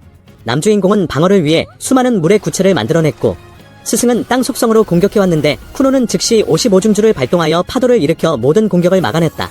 이 간단한 테스트만으로도 남주인공의 실력을 보여주기에 충분했는데 짧은 시간 안에 수많은 마법 단계를 뛰어넘어 마치 제니에와 대등해진 느낌이었다. 스승은 제자가 자신만큼 해내는 것을 보고 매우 만족해했으며 그 기간 동안 그들은 빵을 굽는 마도구도 발명했다. 미리카는 빵을 먹어보고 아주 맛있다고 칭찬했고 이 마도구는 꽤나 호평을 받은 듯했는데 덕분에 아이디어를 팔아 막대한 돈을 벌어들였다.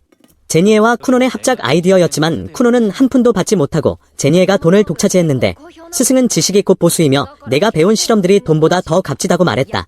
듣다 보니 꽤 그럴듯한 말이라 제니에는 참 영악한 스승이었고 이때 미리카는 그들이 함께 개발한 물건들에 대해 물었다. 쿠논은 7가지 물건과 5편의 논문이 있다고 답했는데 아직 연구할 것이 남았지만 이번에는 제니에가 혼자 하겠다고 선언했다. 그 이유는 쿠논이 이제 12살이 되었으니 마법 학교에 입학하는 것이 더 좋을 것이기 때문이었는데 쿠논은 그곳에 가지 않아도 스승님에게 배울 수 있다며 거절했다. 남주인공은 오직 스승에게 배우고 싶어 했고 기꺼이 기록을 정리하며 심부름을 하겠다고 나서는 정 많은 소년이었지만 스승은 기록 정리가 다 끝났고 설계도도 완성되어 더 이상 가르칠 게 없다고 했다. 제니에는 땅 속성 전문이고 남주인공은 물 속성이라 물을 효율적으로 사용하는 법을 가르쳐 줄 수 없었다. 천재인 그의 잠재력을 완전히 끌어내기 위해서는 물 속성 스승이 필요하다며 제니에는 쿠논의 의욕을 북돋우기 위해 마법 학교에는 강력한 물 속성 마법사들이 있을 것이라고 말했다. 세상은 넓으니 어쩌면 4성급 마법사에게 배울 수도 있을 것이라고 했고 미리카는 떨어지기 싫었지만 약혼자가 훗날 위대한 마법사가 되기를 바라며 그를 지지했다. 자신 또한 남주인공에게 부끄럽지 않은 여자가 되겠다고 말했고 그 말을 들은 쿠논은 용기를 내어 입학에 동의했다. 돌아가기 전 스승은 남주인공에게 잊은 것이 없는지 물었고 쿠논은 짐이나 옷이냐고 되물었지만 제니에는 쿠논의 가장 큰 소망인 눈을 만드는 것에 대해 다시 상기시켜 주었다. 지난 2년 동안 연구에 몰두하느라 그 소망을 잊고 있었던 듯했는데 남주인공은 즉시 책상에 앉아 시력을 되찾는 데 도움이 될 관련 마법들을 정리했다. 그 시각마차 안에서 미리카는 남편과 헤어질 생각에 펑펑 울고 있었는데 지난 2년 동안 남주인공은 꾸준히 명성을 쌓고 마법 실력을 키워왔다. 만약 그가 마법으로 시력을 되찾는다면 역사에 길이 남을 일이겠지만 그렇게 되면 별다른 특징이 없는 공주와 쿠논의 격차는 더욱 벌어질 것이었다. 공주는 두 사람에게 이런 마음을 털어놓으며 쿠논이 영원히 앞을 보지 못해 자신의 곁에만 있기를 바라는 것이 이기적인지 물었다. 제니에는 그것이 너무나 이기적이라고 말하려다 발길질을 당했다. 미리카의 스승인 다리오는 지난 2년간 그녀가 흘린 땀방울이 헛되지 않을 것이라며 공주를 격려했고 걱정하지 말라고 위로했다. 두 스승은 서로 누구의 공이 더 큰지 따지기도 했는데 제니에는 자신의 수제자인 쿠논을 매우 자랑스러워하며 그 녀석이 머지않아 새로운 눈을 만들어낼 것이라고 확신했다. 어쨌든 그는 자신의 직속 제자였기 때문인데 한편 남주인공은 물 속성 마법을 사용하여 만물을 비추는 거울을 계속해서 만들어냈다. 스승에게 배운 지식을 바탕으로 여러 샘플을 만들었지만 어떤 것도 내로 이미지를 전달하지 못했고 거듭된 실패에 남주인공은 좌절했다. 머리가 복잡해진 그는 그날 밤 형의 방을 찾아가 사우나를 하러 가자고 했고 형은 매우 기뻐하며 부모님까지 모셔와 온 가족이 쿠논이 만든 사우나실에 앉아 피로를 풀었는데 덕분에 남주인공도 마음의 안정을 찾았다. 며칠 후 쿠논은 사람들의 조언을 구하기 위해 검은 탑으로 갔고 그들의 얼굴과 표정을 보고 싶다는 간절한 마음으로 다시 노력했다. 남주인공은 포기하지 않고 계속 시도했으며 이번에는 거울에 의식을 불어넣은 뒤 물의 구체로 감사 감각을 느끼는 방식을 시도했다. 눈을 떴을 때 기적이 일어났고 선명한 이미지가 남주인공의 머릿속으로 직접 전송되었다. 주변 풍경을 보게 된 그는 충격으로 말을 잇지 못했고 드디어 오랜 소원을 이루었다는 사실에 눈물을 흘렸다. 하지만 거울을 들 여다보던 남주인공은 무언가를 발견했는데 어찌된 영문인지 쿠노는 거대한 개 한 마리를 소환해낸 상태였다. 에피소드 7. 쿠노는 인공 눈을 만드는데 성공하지만 그 눈은 기한 환각을 일으키는데 거대한 개를 보고도 남주인공은 지극히 침착한 태도를 보인다. 아마도 개가 전혀 움직이지 않아서일 텐데 쿠노는 침착하게 물거울을 만들어 자신이 어떻게 생겼는지 항상 보고 싶어 했기에 꼼꼼히 살펴보니 꽤 젊어 보이고 수염이나 주름도 전혀 없었다. 쿠노는 개에게 도대체 정체가 뭐냐고, 혹시 자신이 실수로 소환한 건 아니냐고 물었지만 손이 그대로 통과해버렸고 거대한 개는 미동도 하지 않았다.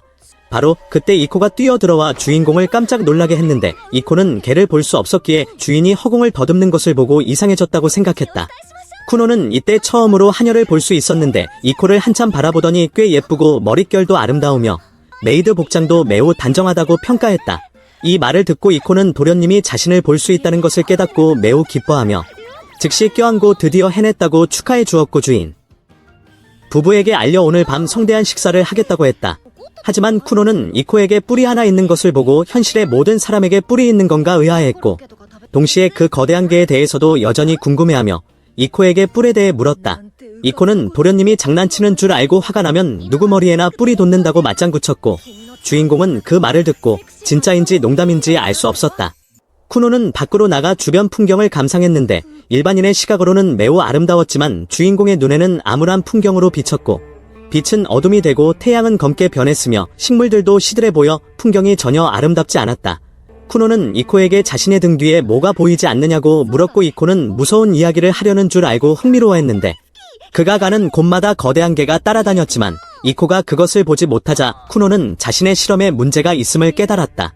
눈을 만드는 실험은 성공했지만 부작용으로 이런 환각이 생긴 것 같았고 쿠노는 들어가서 어머니와 형에게 자신이 볼 수 있게 되었다고 알리자 두 사람은 눈물을 흘렸다. 하지만 쿠노의 눈에 비친 어머니와 형의 모습은 매우 기이했는데 어머니는 눈동자 색이 두 개였고 형은 검은 날개가 돋아있어 마치 타락천사처럼 보였다.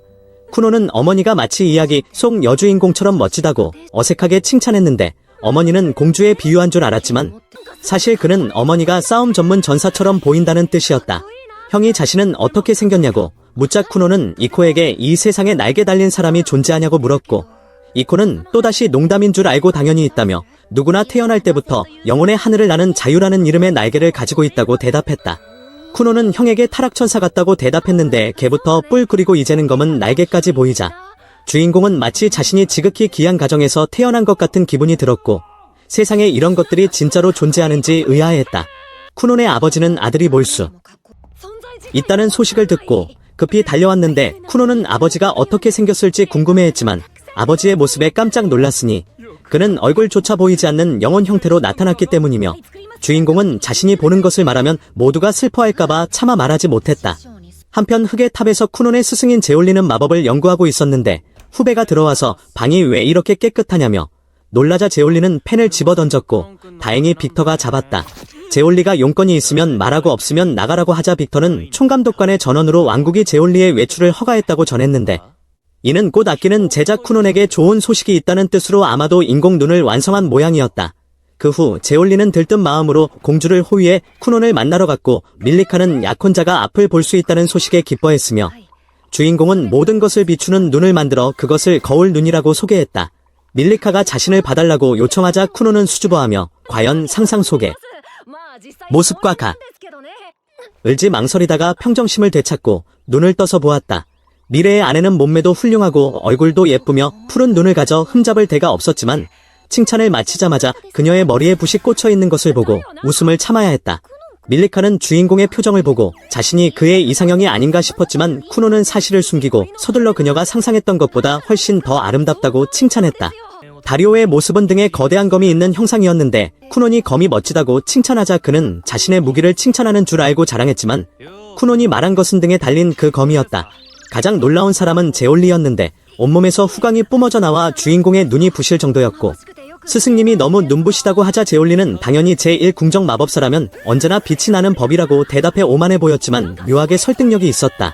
오늘 하루 겪은 기이한 일들로 미루어 볼 때 주인공은 거울 눈에 문제가 있음을 확신하고 스승에게 묻기로 하여 방 안에서 개안한 순간부터 지금까지의 모든 일을 털어놓았다. 스승은게 이야기와 공주머리의 붓 그리고 다리오의 거대한 검 이야기를 듣고 입을 다물지 못할 정도로 웃으며 어떻게 그렇게 터무니없는 것들이 보이냐고 했다. 제올리가 자신이 진짜 빛나냐고 되묻자 쿠노는 눈을 가리며 진짜라고 대답했고 스승은 다시 한번 의기양양하게 웃으며 자신이 인류 최강인이 빛나는 게 당연하고 태양보다 조금 덜 밝을 뿐이라고 자화자찬했다. 쿠논이 왜 진지하지 않냐고 타박하자 스승은 이제야 진지하게 설명하며 이야기한 내용으로 볼 때 모든 풍경이 왜곡된 것 같다고 제자가 겪는 문제에 대해 두 가지 가설을 제시했다. 첫 번째는 주인공이 만물의 영혼 형태를 보는 것일 수 있고 두 번째는 마력에 취해 환각을 보는 것인데 이 세상에는 마력이 모이는 곳이나 마력의 통로 같은 장소가 존재하기 때문이다. 제올리 자신도 한번 겪어본 적이 있는데 그때 과음한 것처럼 머리가 어지럽고 의식이 흐려져 존재하지 않는 것들을 보았고 그 실체가 주인공이 묘사한 것과 완전히 똑같았지만 아직 불확실한 점이 있어 잠정적으로 결론을 내리지는 않았다. 쿠논이 실망하여 거울 눈이 실패작이냐고 묻자 스승은 제자가 슬퍼할까봐 이를 부인하며 사랑하는 제자의 심혈을 기울인 작품이라고 했다. 또한 자연계에는 육안으로 볼 수 없는 것들이 존재하므로 무엇이 정답인지 알 수 없는데 동물마다 눈의 구조가 다르듯이 쿠논의 눈도 그럴 수 있으며 주인공은 지금 신비한 것들을 보고 있는 것일 수도 있다. 이것은 실패작이 아니라 이점일 수도 있고 그가 보는 것들이 매우 중요한 의미를 지닐지도 모르며 만약 너무 괴로우면 거울 눈을 봉인하면 된다는 격려를 듣고 주인공은 훨씬 기분이 좋아졌고 정답을 찾기 전까지는 비밀로 하기로 했다. 오후가 되어 밀리카는 곧 쿠논의 생일이라는 것을 기억해내고 무엇을 선물해야 기뻐할지 물었는데 이코는 공주님이 주시는 거라면 도련님은 무엇이든 기뻐할 것이라고 생각했다. 그 후 두 사람이 나가자 스승 제올리는 공주 머리에 붓이 꽂혀있던 터무니없고 웃긴 장면을 떠올리며 다시 풋하고 웃음을 터뜨렸다. 다음 날로 장면이 전환되어 그날 밤은 주인공의 12번째 생일이었고 밀리카도 참석해 축하해 주었으며 차례대로 선물을 건넸다. 주인공이 곧 유학을 떠나야 했기에 형은 맛집이 기록된 미식 지도를 준비해 주었고 마법 학교 입학 이야기가 나오자 모두 헤어져야 한다는 사실에 슬퍼했다. 아버지는 서둘러 분위기를 띄우며 축하를 계속했고 주인공은 약혼녀에게 짐 꾸리기는 다 끝났으며 옷과 필수품만 챙기고 부족한 건 나중에 사면 된다고 알렸다. 이때 공주는 준비한 선물을 꺼냈는데 자신이 차고 있는 것과 커플 팔찌였고 쿠논이 멀리 있어도 항상 공주를 생각하고 그 반대도 마찬가지라는 의미였다. 두 사람은 서로의 마음을 표현하며 도착하면 자주 편지를 쓰겠다고 했고 며칠 후 온 가족이 주인공을 배웅하러 나왔는데 모두가 눈물을 흘렸다. 아버지는 아들이 가장 슬플 것이라 생각해 아들이 슬퍼하지 않도록 울음을 참으려 했지만 사실은 전혀 그렇지 않았고 쿠노는 신나게 마차에 올라타 가족들에게 짧게 작별 인사를 하고 떠났다. 아마도 이코의 낙천적인 성격을 배워서 그런 것 같은데 그 하녀도 주인공을 돌보기 위해 함께 가기 때문에 사실 슬플 이유가 전혀 없었다. 그렇게 쿠노는 3년 뒤 혹은 더 나중에 다시 만나자고 약속하며 마법사들을 양성하는 학교가 어떨지 궁금해했고 에피소드 7의 마지막에는 수많은 새로운 인물이 등장하는데 훗날 쿠논의 친구가 될 수도 있으니 에피소드 8을 기대해주세요. 8화 쿠논의 새로운 학교로 가는 여정. 친한 메이드 이코와의 작별. 남자 주인공이 집을 떠난 지 5일이 지났고 메이드 누나는 언제 학교에 도착해서 쿠논이 입학할 수 있을지 지루해하고 있는데 쿠논은 마술 학교가 꽤 멀어서 도착하려면 한 달 정도 걸릴 거라고 계산했고 그들이 잠시 쉬어갈 곳은 쿠논의 외할아버지 댁인데 저택에 가까워지니 쿠논도 기뻤지만 이코는 슬픈 표정을 지었고 이코가 쿠논이 입학할 때까지 동행할 줄 알았지만 사실 그녀는 여기까지만 동행하기로 했고 앞으로 몇 년간은 함께할 수 없다고 하는데 그녀는 결혼 정년기가 거의 다 차서 결혼하고 싶다고 했으며 이번이 유일한 기회고 놓치면 결혼을 못할 수도 있다고 했고 남자 주인공도 그 말을 듣고 슬퍼졌는데 이코는 그와 오랫동안 함께했고 아주 잘 돌봐주었기에 쿠노는 그녀 없이는 살 수 없다고 생각했고 그래서 그녀가 농담으로 그렇다면 도련님이 저와 결혼해달라고 묻자 쿠노는 바로 얼어붙었는데 그는 오직 밀리카 공주와만 결혼할 수 있기 때문이고 다시 본론으로 돌아와서 그들이 이 저택에 마지막으로 온 지 4년이 지났는데 그 당시 외할아버지 댁에 마도서가 가득한 큰 도서관이 있다는 것을 알고 쿠논이 부모님께 데려가 달라고 졸랐던 적이 있었고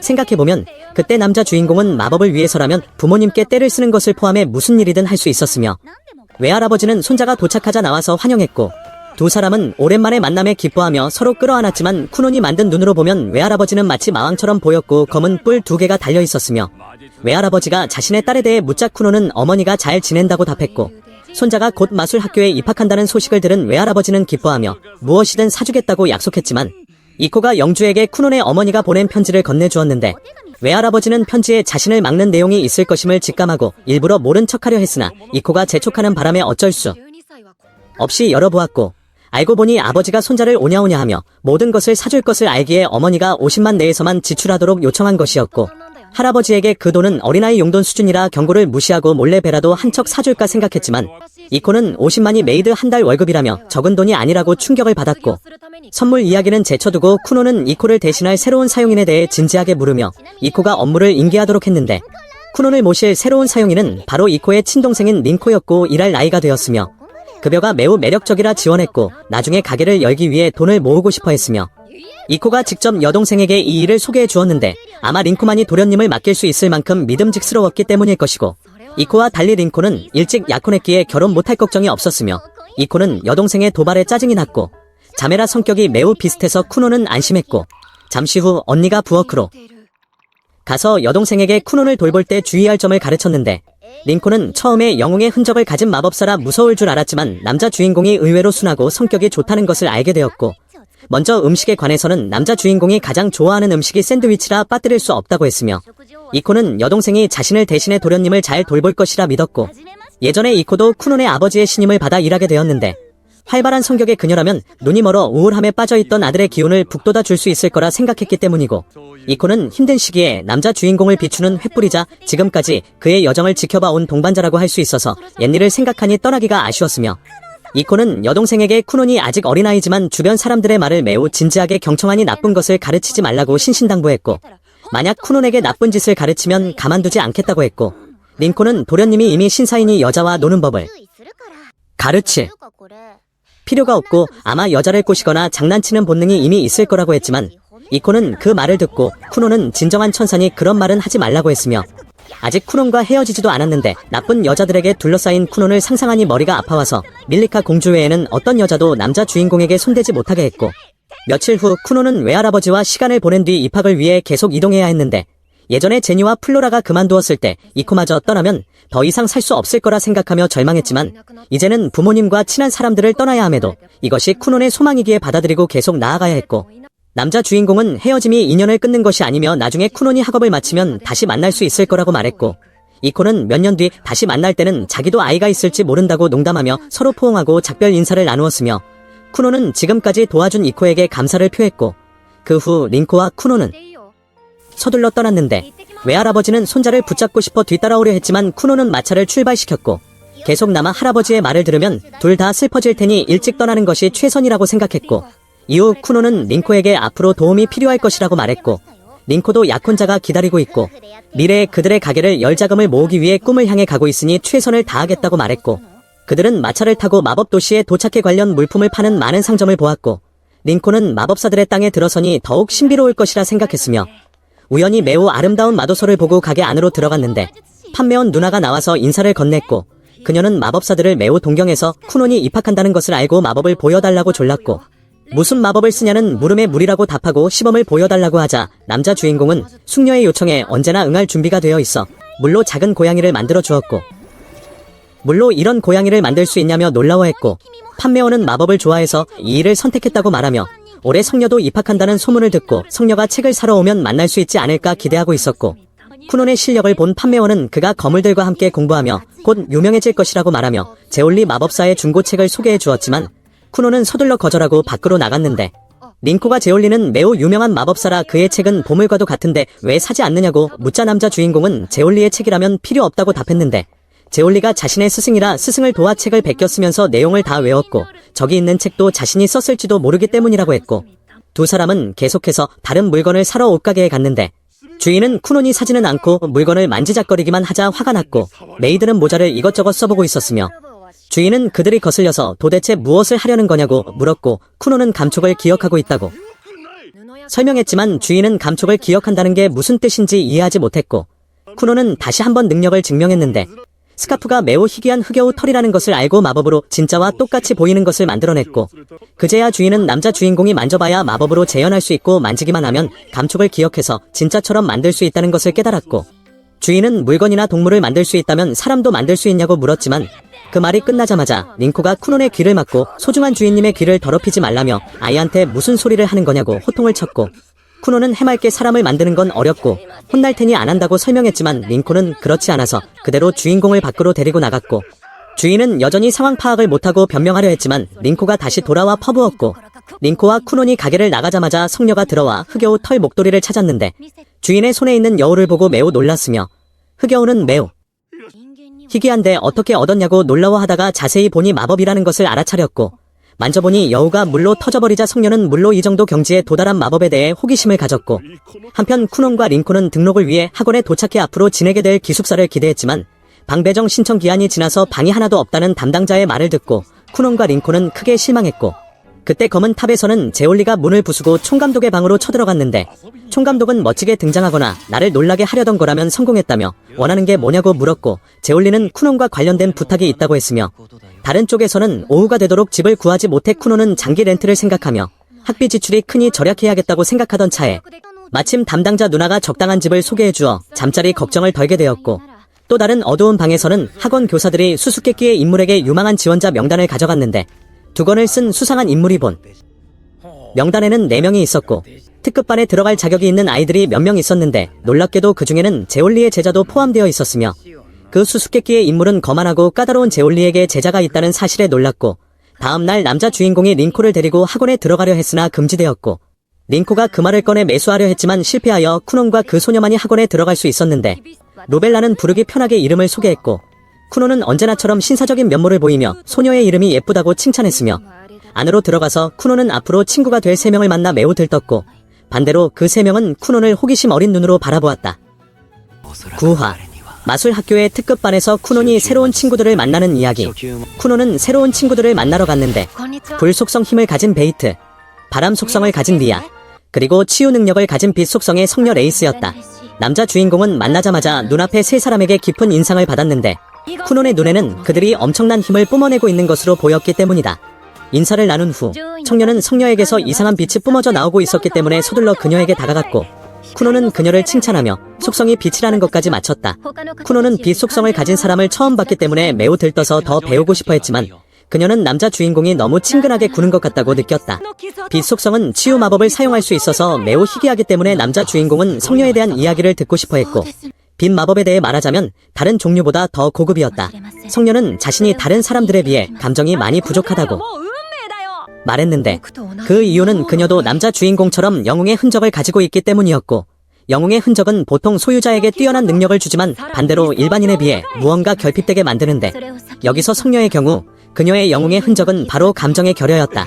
이때 담당자 2명이 다가와 남자 주인공이 작업 거는 것을 막으며 서로 꼬시는 건 나중에 하라고 했고, 쿠노는 쓱 보기만 해도 이 두 선생님이 매우 강하다는 것을 알았는데, 남자 선생님의 이름은 사프였고 담당 여자 선생님의 이름은 세이피였다.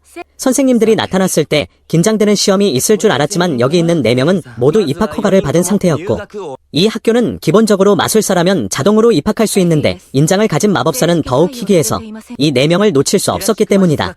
물론 각 등급을 나누기 위해 시험은 봐야 했다.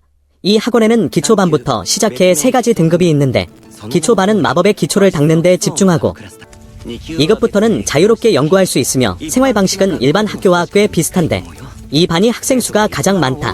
특급반은 가장 높은 반으로 학생들이 자유롭게 공부할 수 있는 곳이며 교실에 가만히 앉아있는 학생은 거의 없다. 마법식을 개량하거나 새로운 마법식을 만들거나 책을 쓰는 등 무엇이든 할 수 있어서 한마디로 특급반에 뽑히면 실력을 키우기 위해 배우고 싶은 것이나 하고 싶은 것을 무엇이든 해도 된다는 뜻이었고, 남자 주인공은 그 말을 듣고 매우 흥미로워했다. 특급반은 최고의 마법사들을 배출하는 곳이라서 졸업하는 것도 당연히 일반 반보다 몇 배는 더 어려웠다. 이 4명의 신입생은 특급반으로 추천받았는데 이곳은 최상위 반이기 때문에 기준에 미달하는 사람이 없는지 다시 확인해야 했다. 먼저 베이트는 별 2개짜리 불의 인장을 가지고 있었고 동시에 7가지 마법을 사용할 수 있었는데, 그는 자신의 가장 자신 있는 마법을 보여주었다. 난이도는 그리 높지 않았지만 마력, 제어가 문제였는데 제어를 잘하면 불이 원하는 대로 움직이기 때문에 배울 점이 많았다. 베이트는 빠르게 땅 위에 불타는 원을 만들어냈고 선생님께 나쁘지 않다는 칭찬을 들었다. 리아는 별 2개짜리 바람 속성을 가지고 있었는데 그는 8가지 마법을 사용할 수 있어서 선생님을 놀라게 했고, 선생님 개인적으로도 바람 속성이라서 그의 바람 제어 능력을 응원하고 싶어 했다. 리아는 사람들에게 조금 떨어져 있으라고 경고했고 사람들은 이해하지 못했지만 시키는 대로 했는데 넓은 공간이 생기자리하는 바람을 빨아들여 큰 구체로 만든 다음 압축해서 강력한 바람을 발사해 땅을 부수었다. 이것은 중급 마력으로 초급 마력보다 훨씬 뛰어난 힘이었다.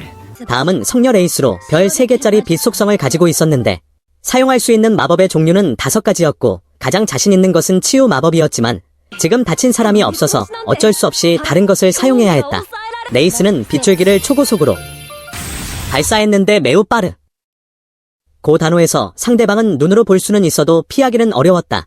마지막은 바로 쿠논이었는데 별 2개짜리 물 속성이었고 겨우 2가지 마법밖에 사용하지 못했다.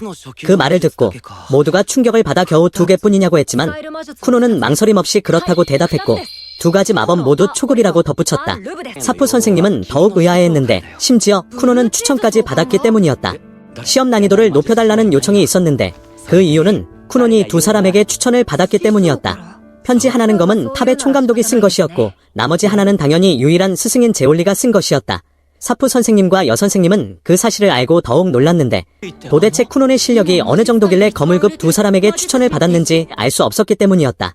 심지어 제올리의 편지는 매우 오만했는데 그는 자신의 수제자가 시험을 무조건 통과할 것이라 확신하니 난이도를 어렵게 내서 다른 아이들이 실력을 보고 두려움에 떨게 하라고 했다.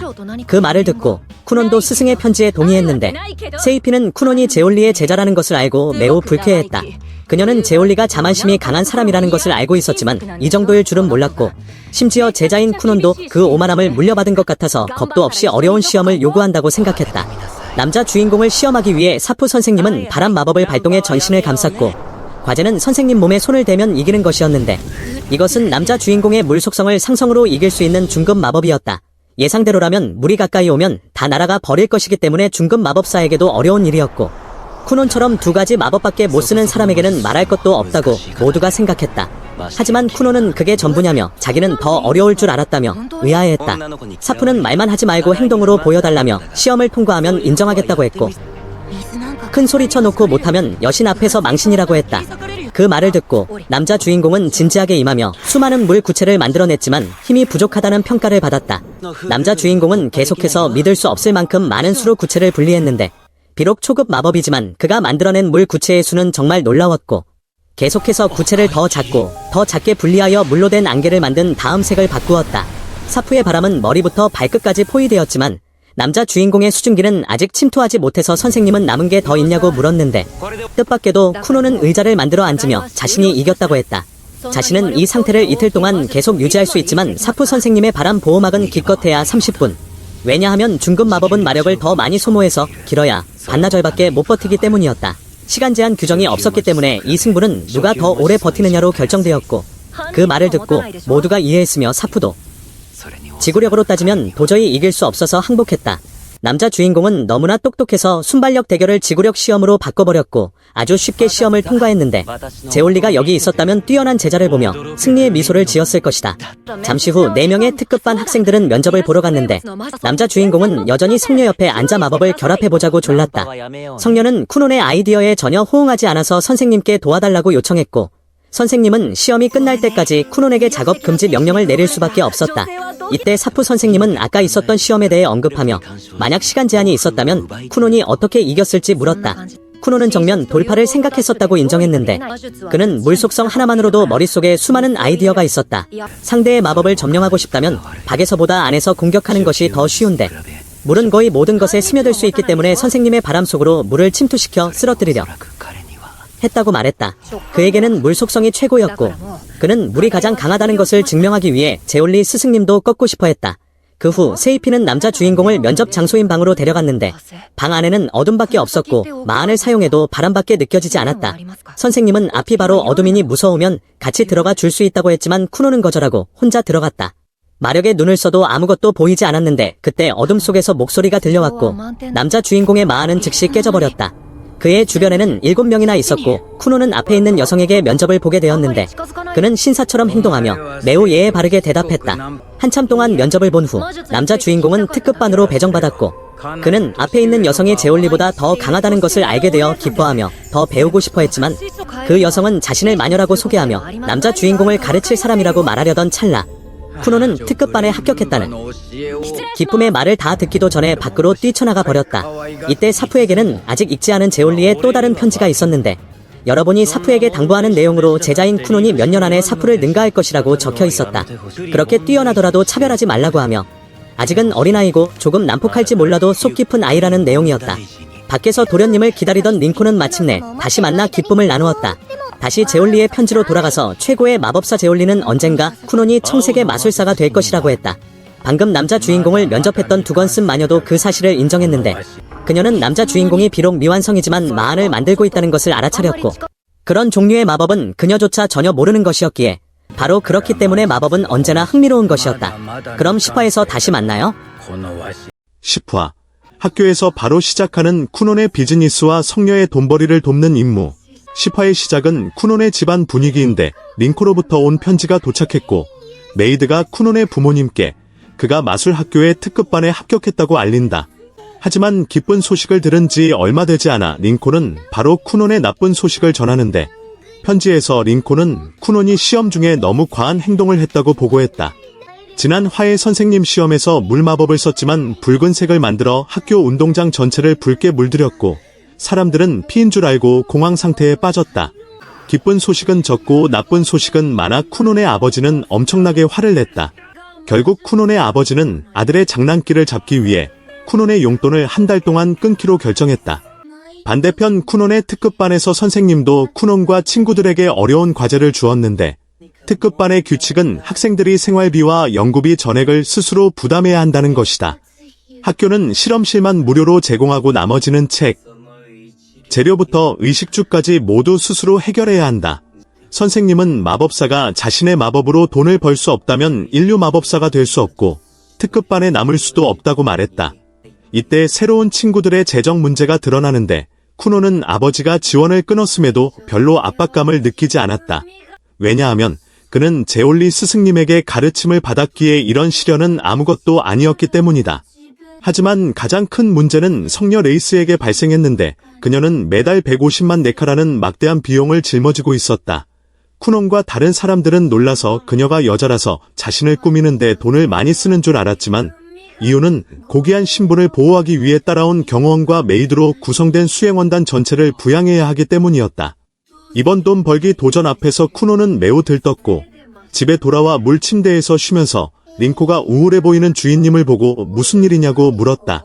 알고 보니 쿠논은 성녀 레이스에게 빈 마법에 대해 알아볼 겸 몇 번이나 따로 놀러 가자고 했지만 성녀는 항상 거절했다. 쿠논이 링코에게 그 이야기를 하자 메이드 누나는 성녀 레이스에게 그렇게 많이 접근하거나 특히 단둘이 놀러 가는 건 안 된다고 말했는데 오해를 사기 쉽고 쿠논에게는 이미 밀리카 공주라는 약혼녀가 있기 때문이다. 쿠논은 메이드 링코의 교육에서 빠르게 교훈을 얻었다. 한편 레이스는 생활비 문제로 고전하고 있었는데 그녀와 2명의 메이드는 저녁으로 빵과 적은 양의 수프만 먹어야 했다. 다음 날 지원이 끊긴 쿠논은 창업을 해야만 했는데 남다른 사고방식으로 마법 연구자들의 가장 큰 욕구가 바로 수면이라는 것을 깨달았다.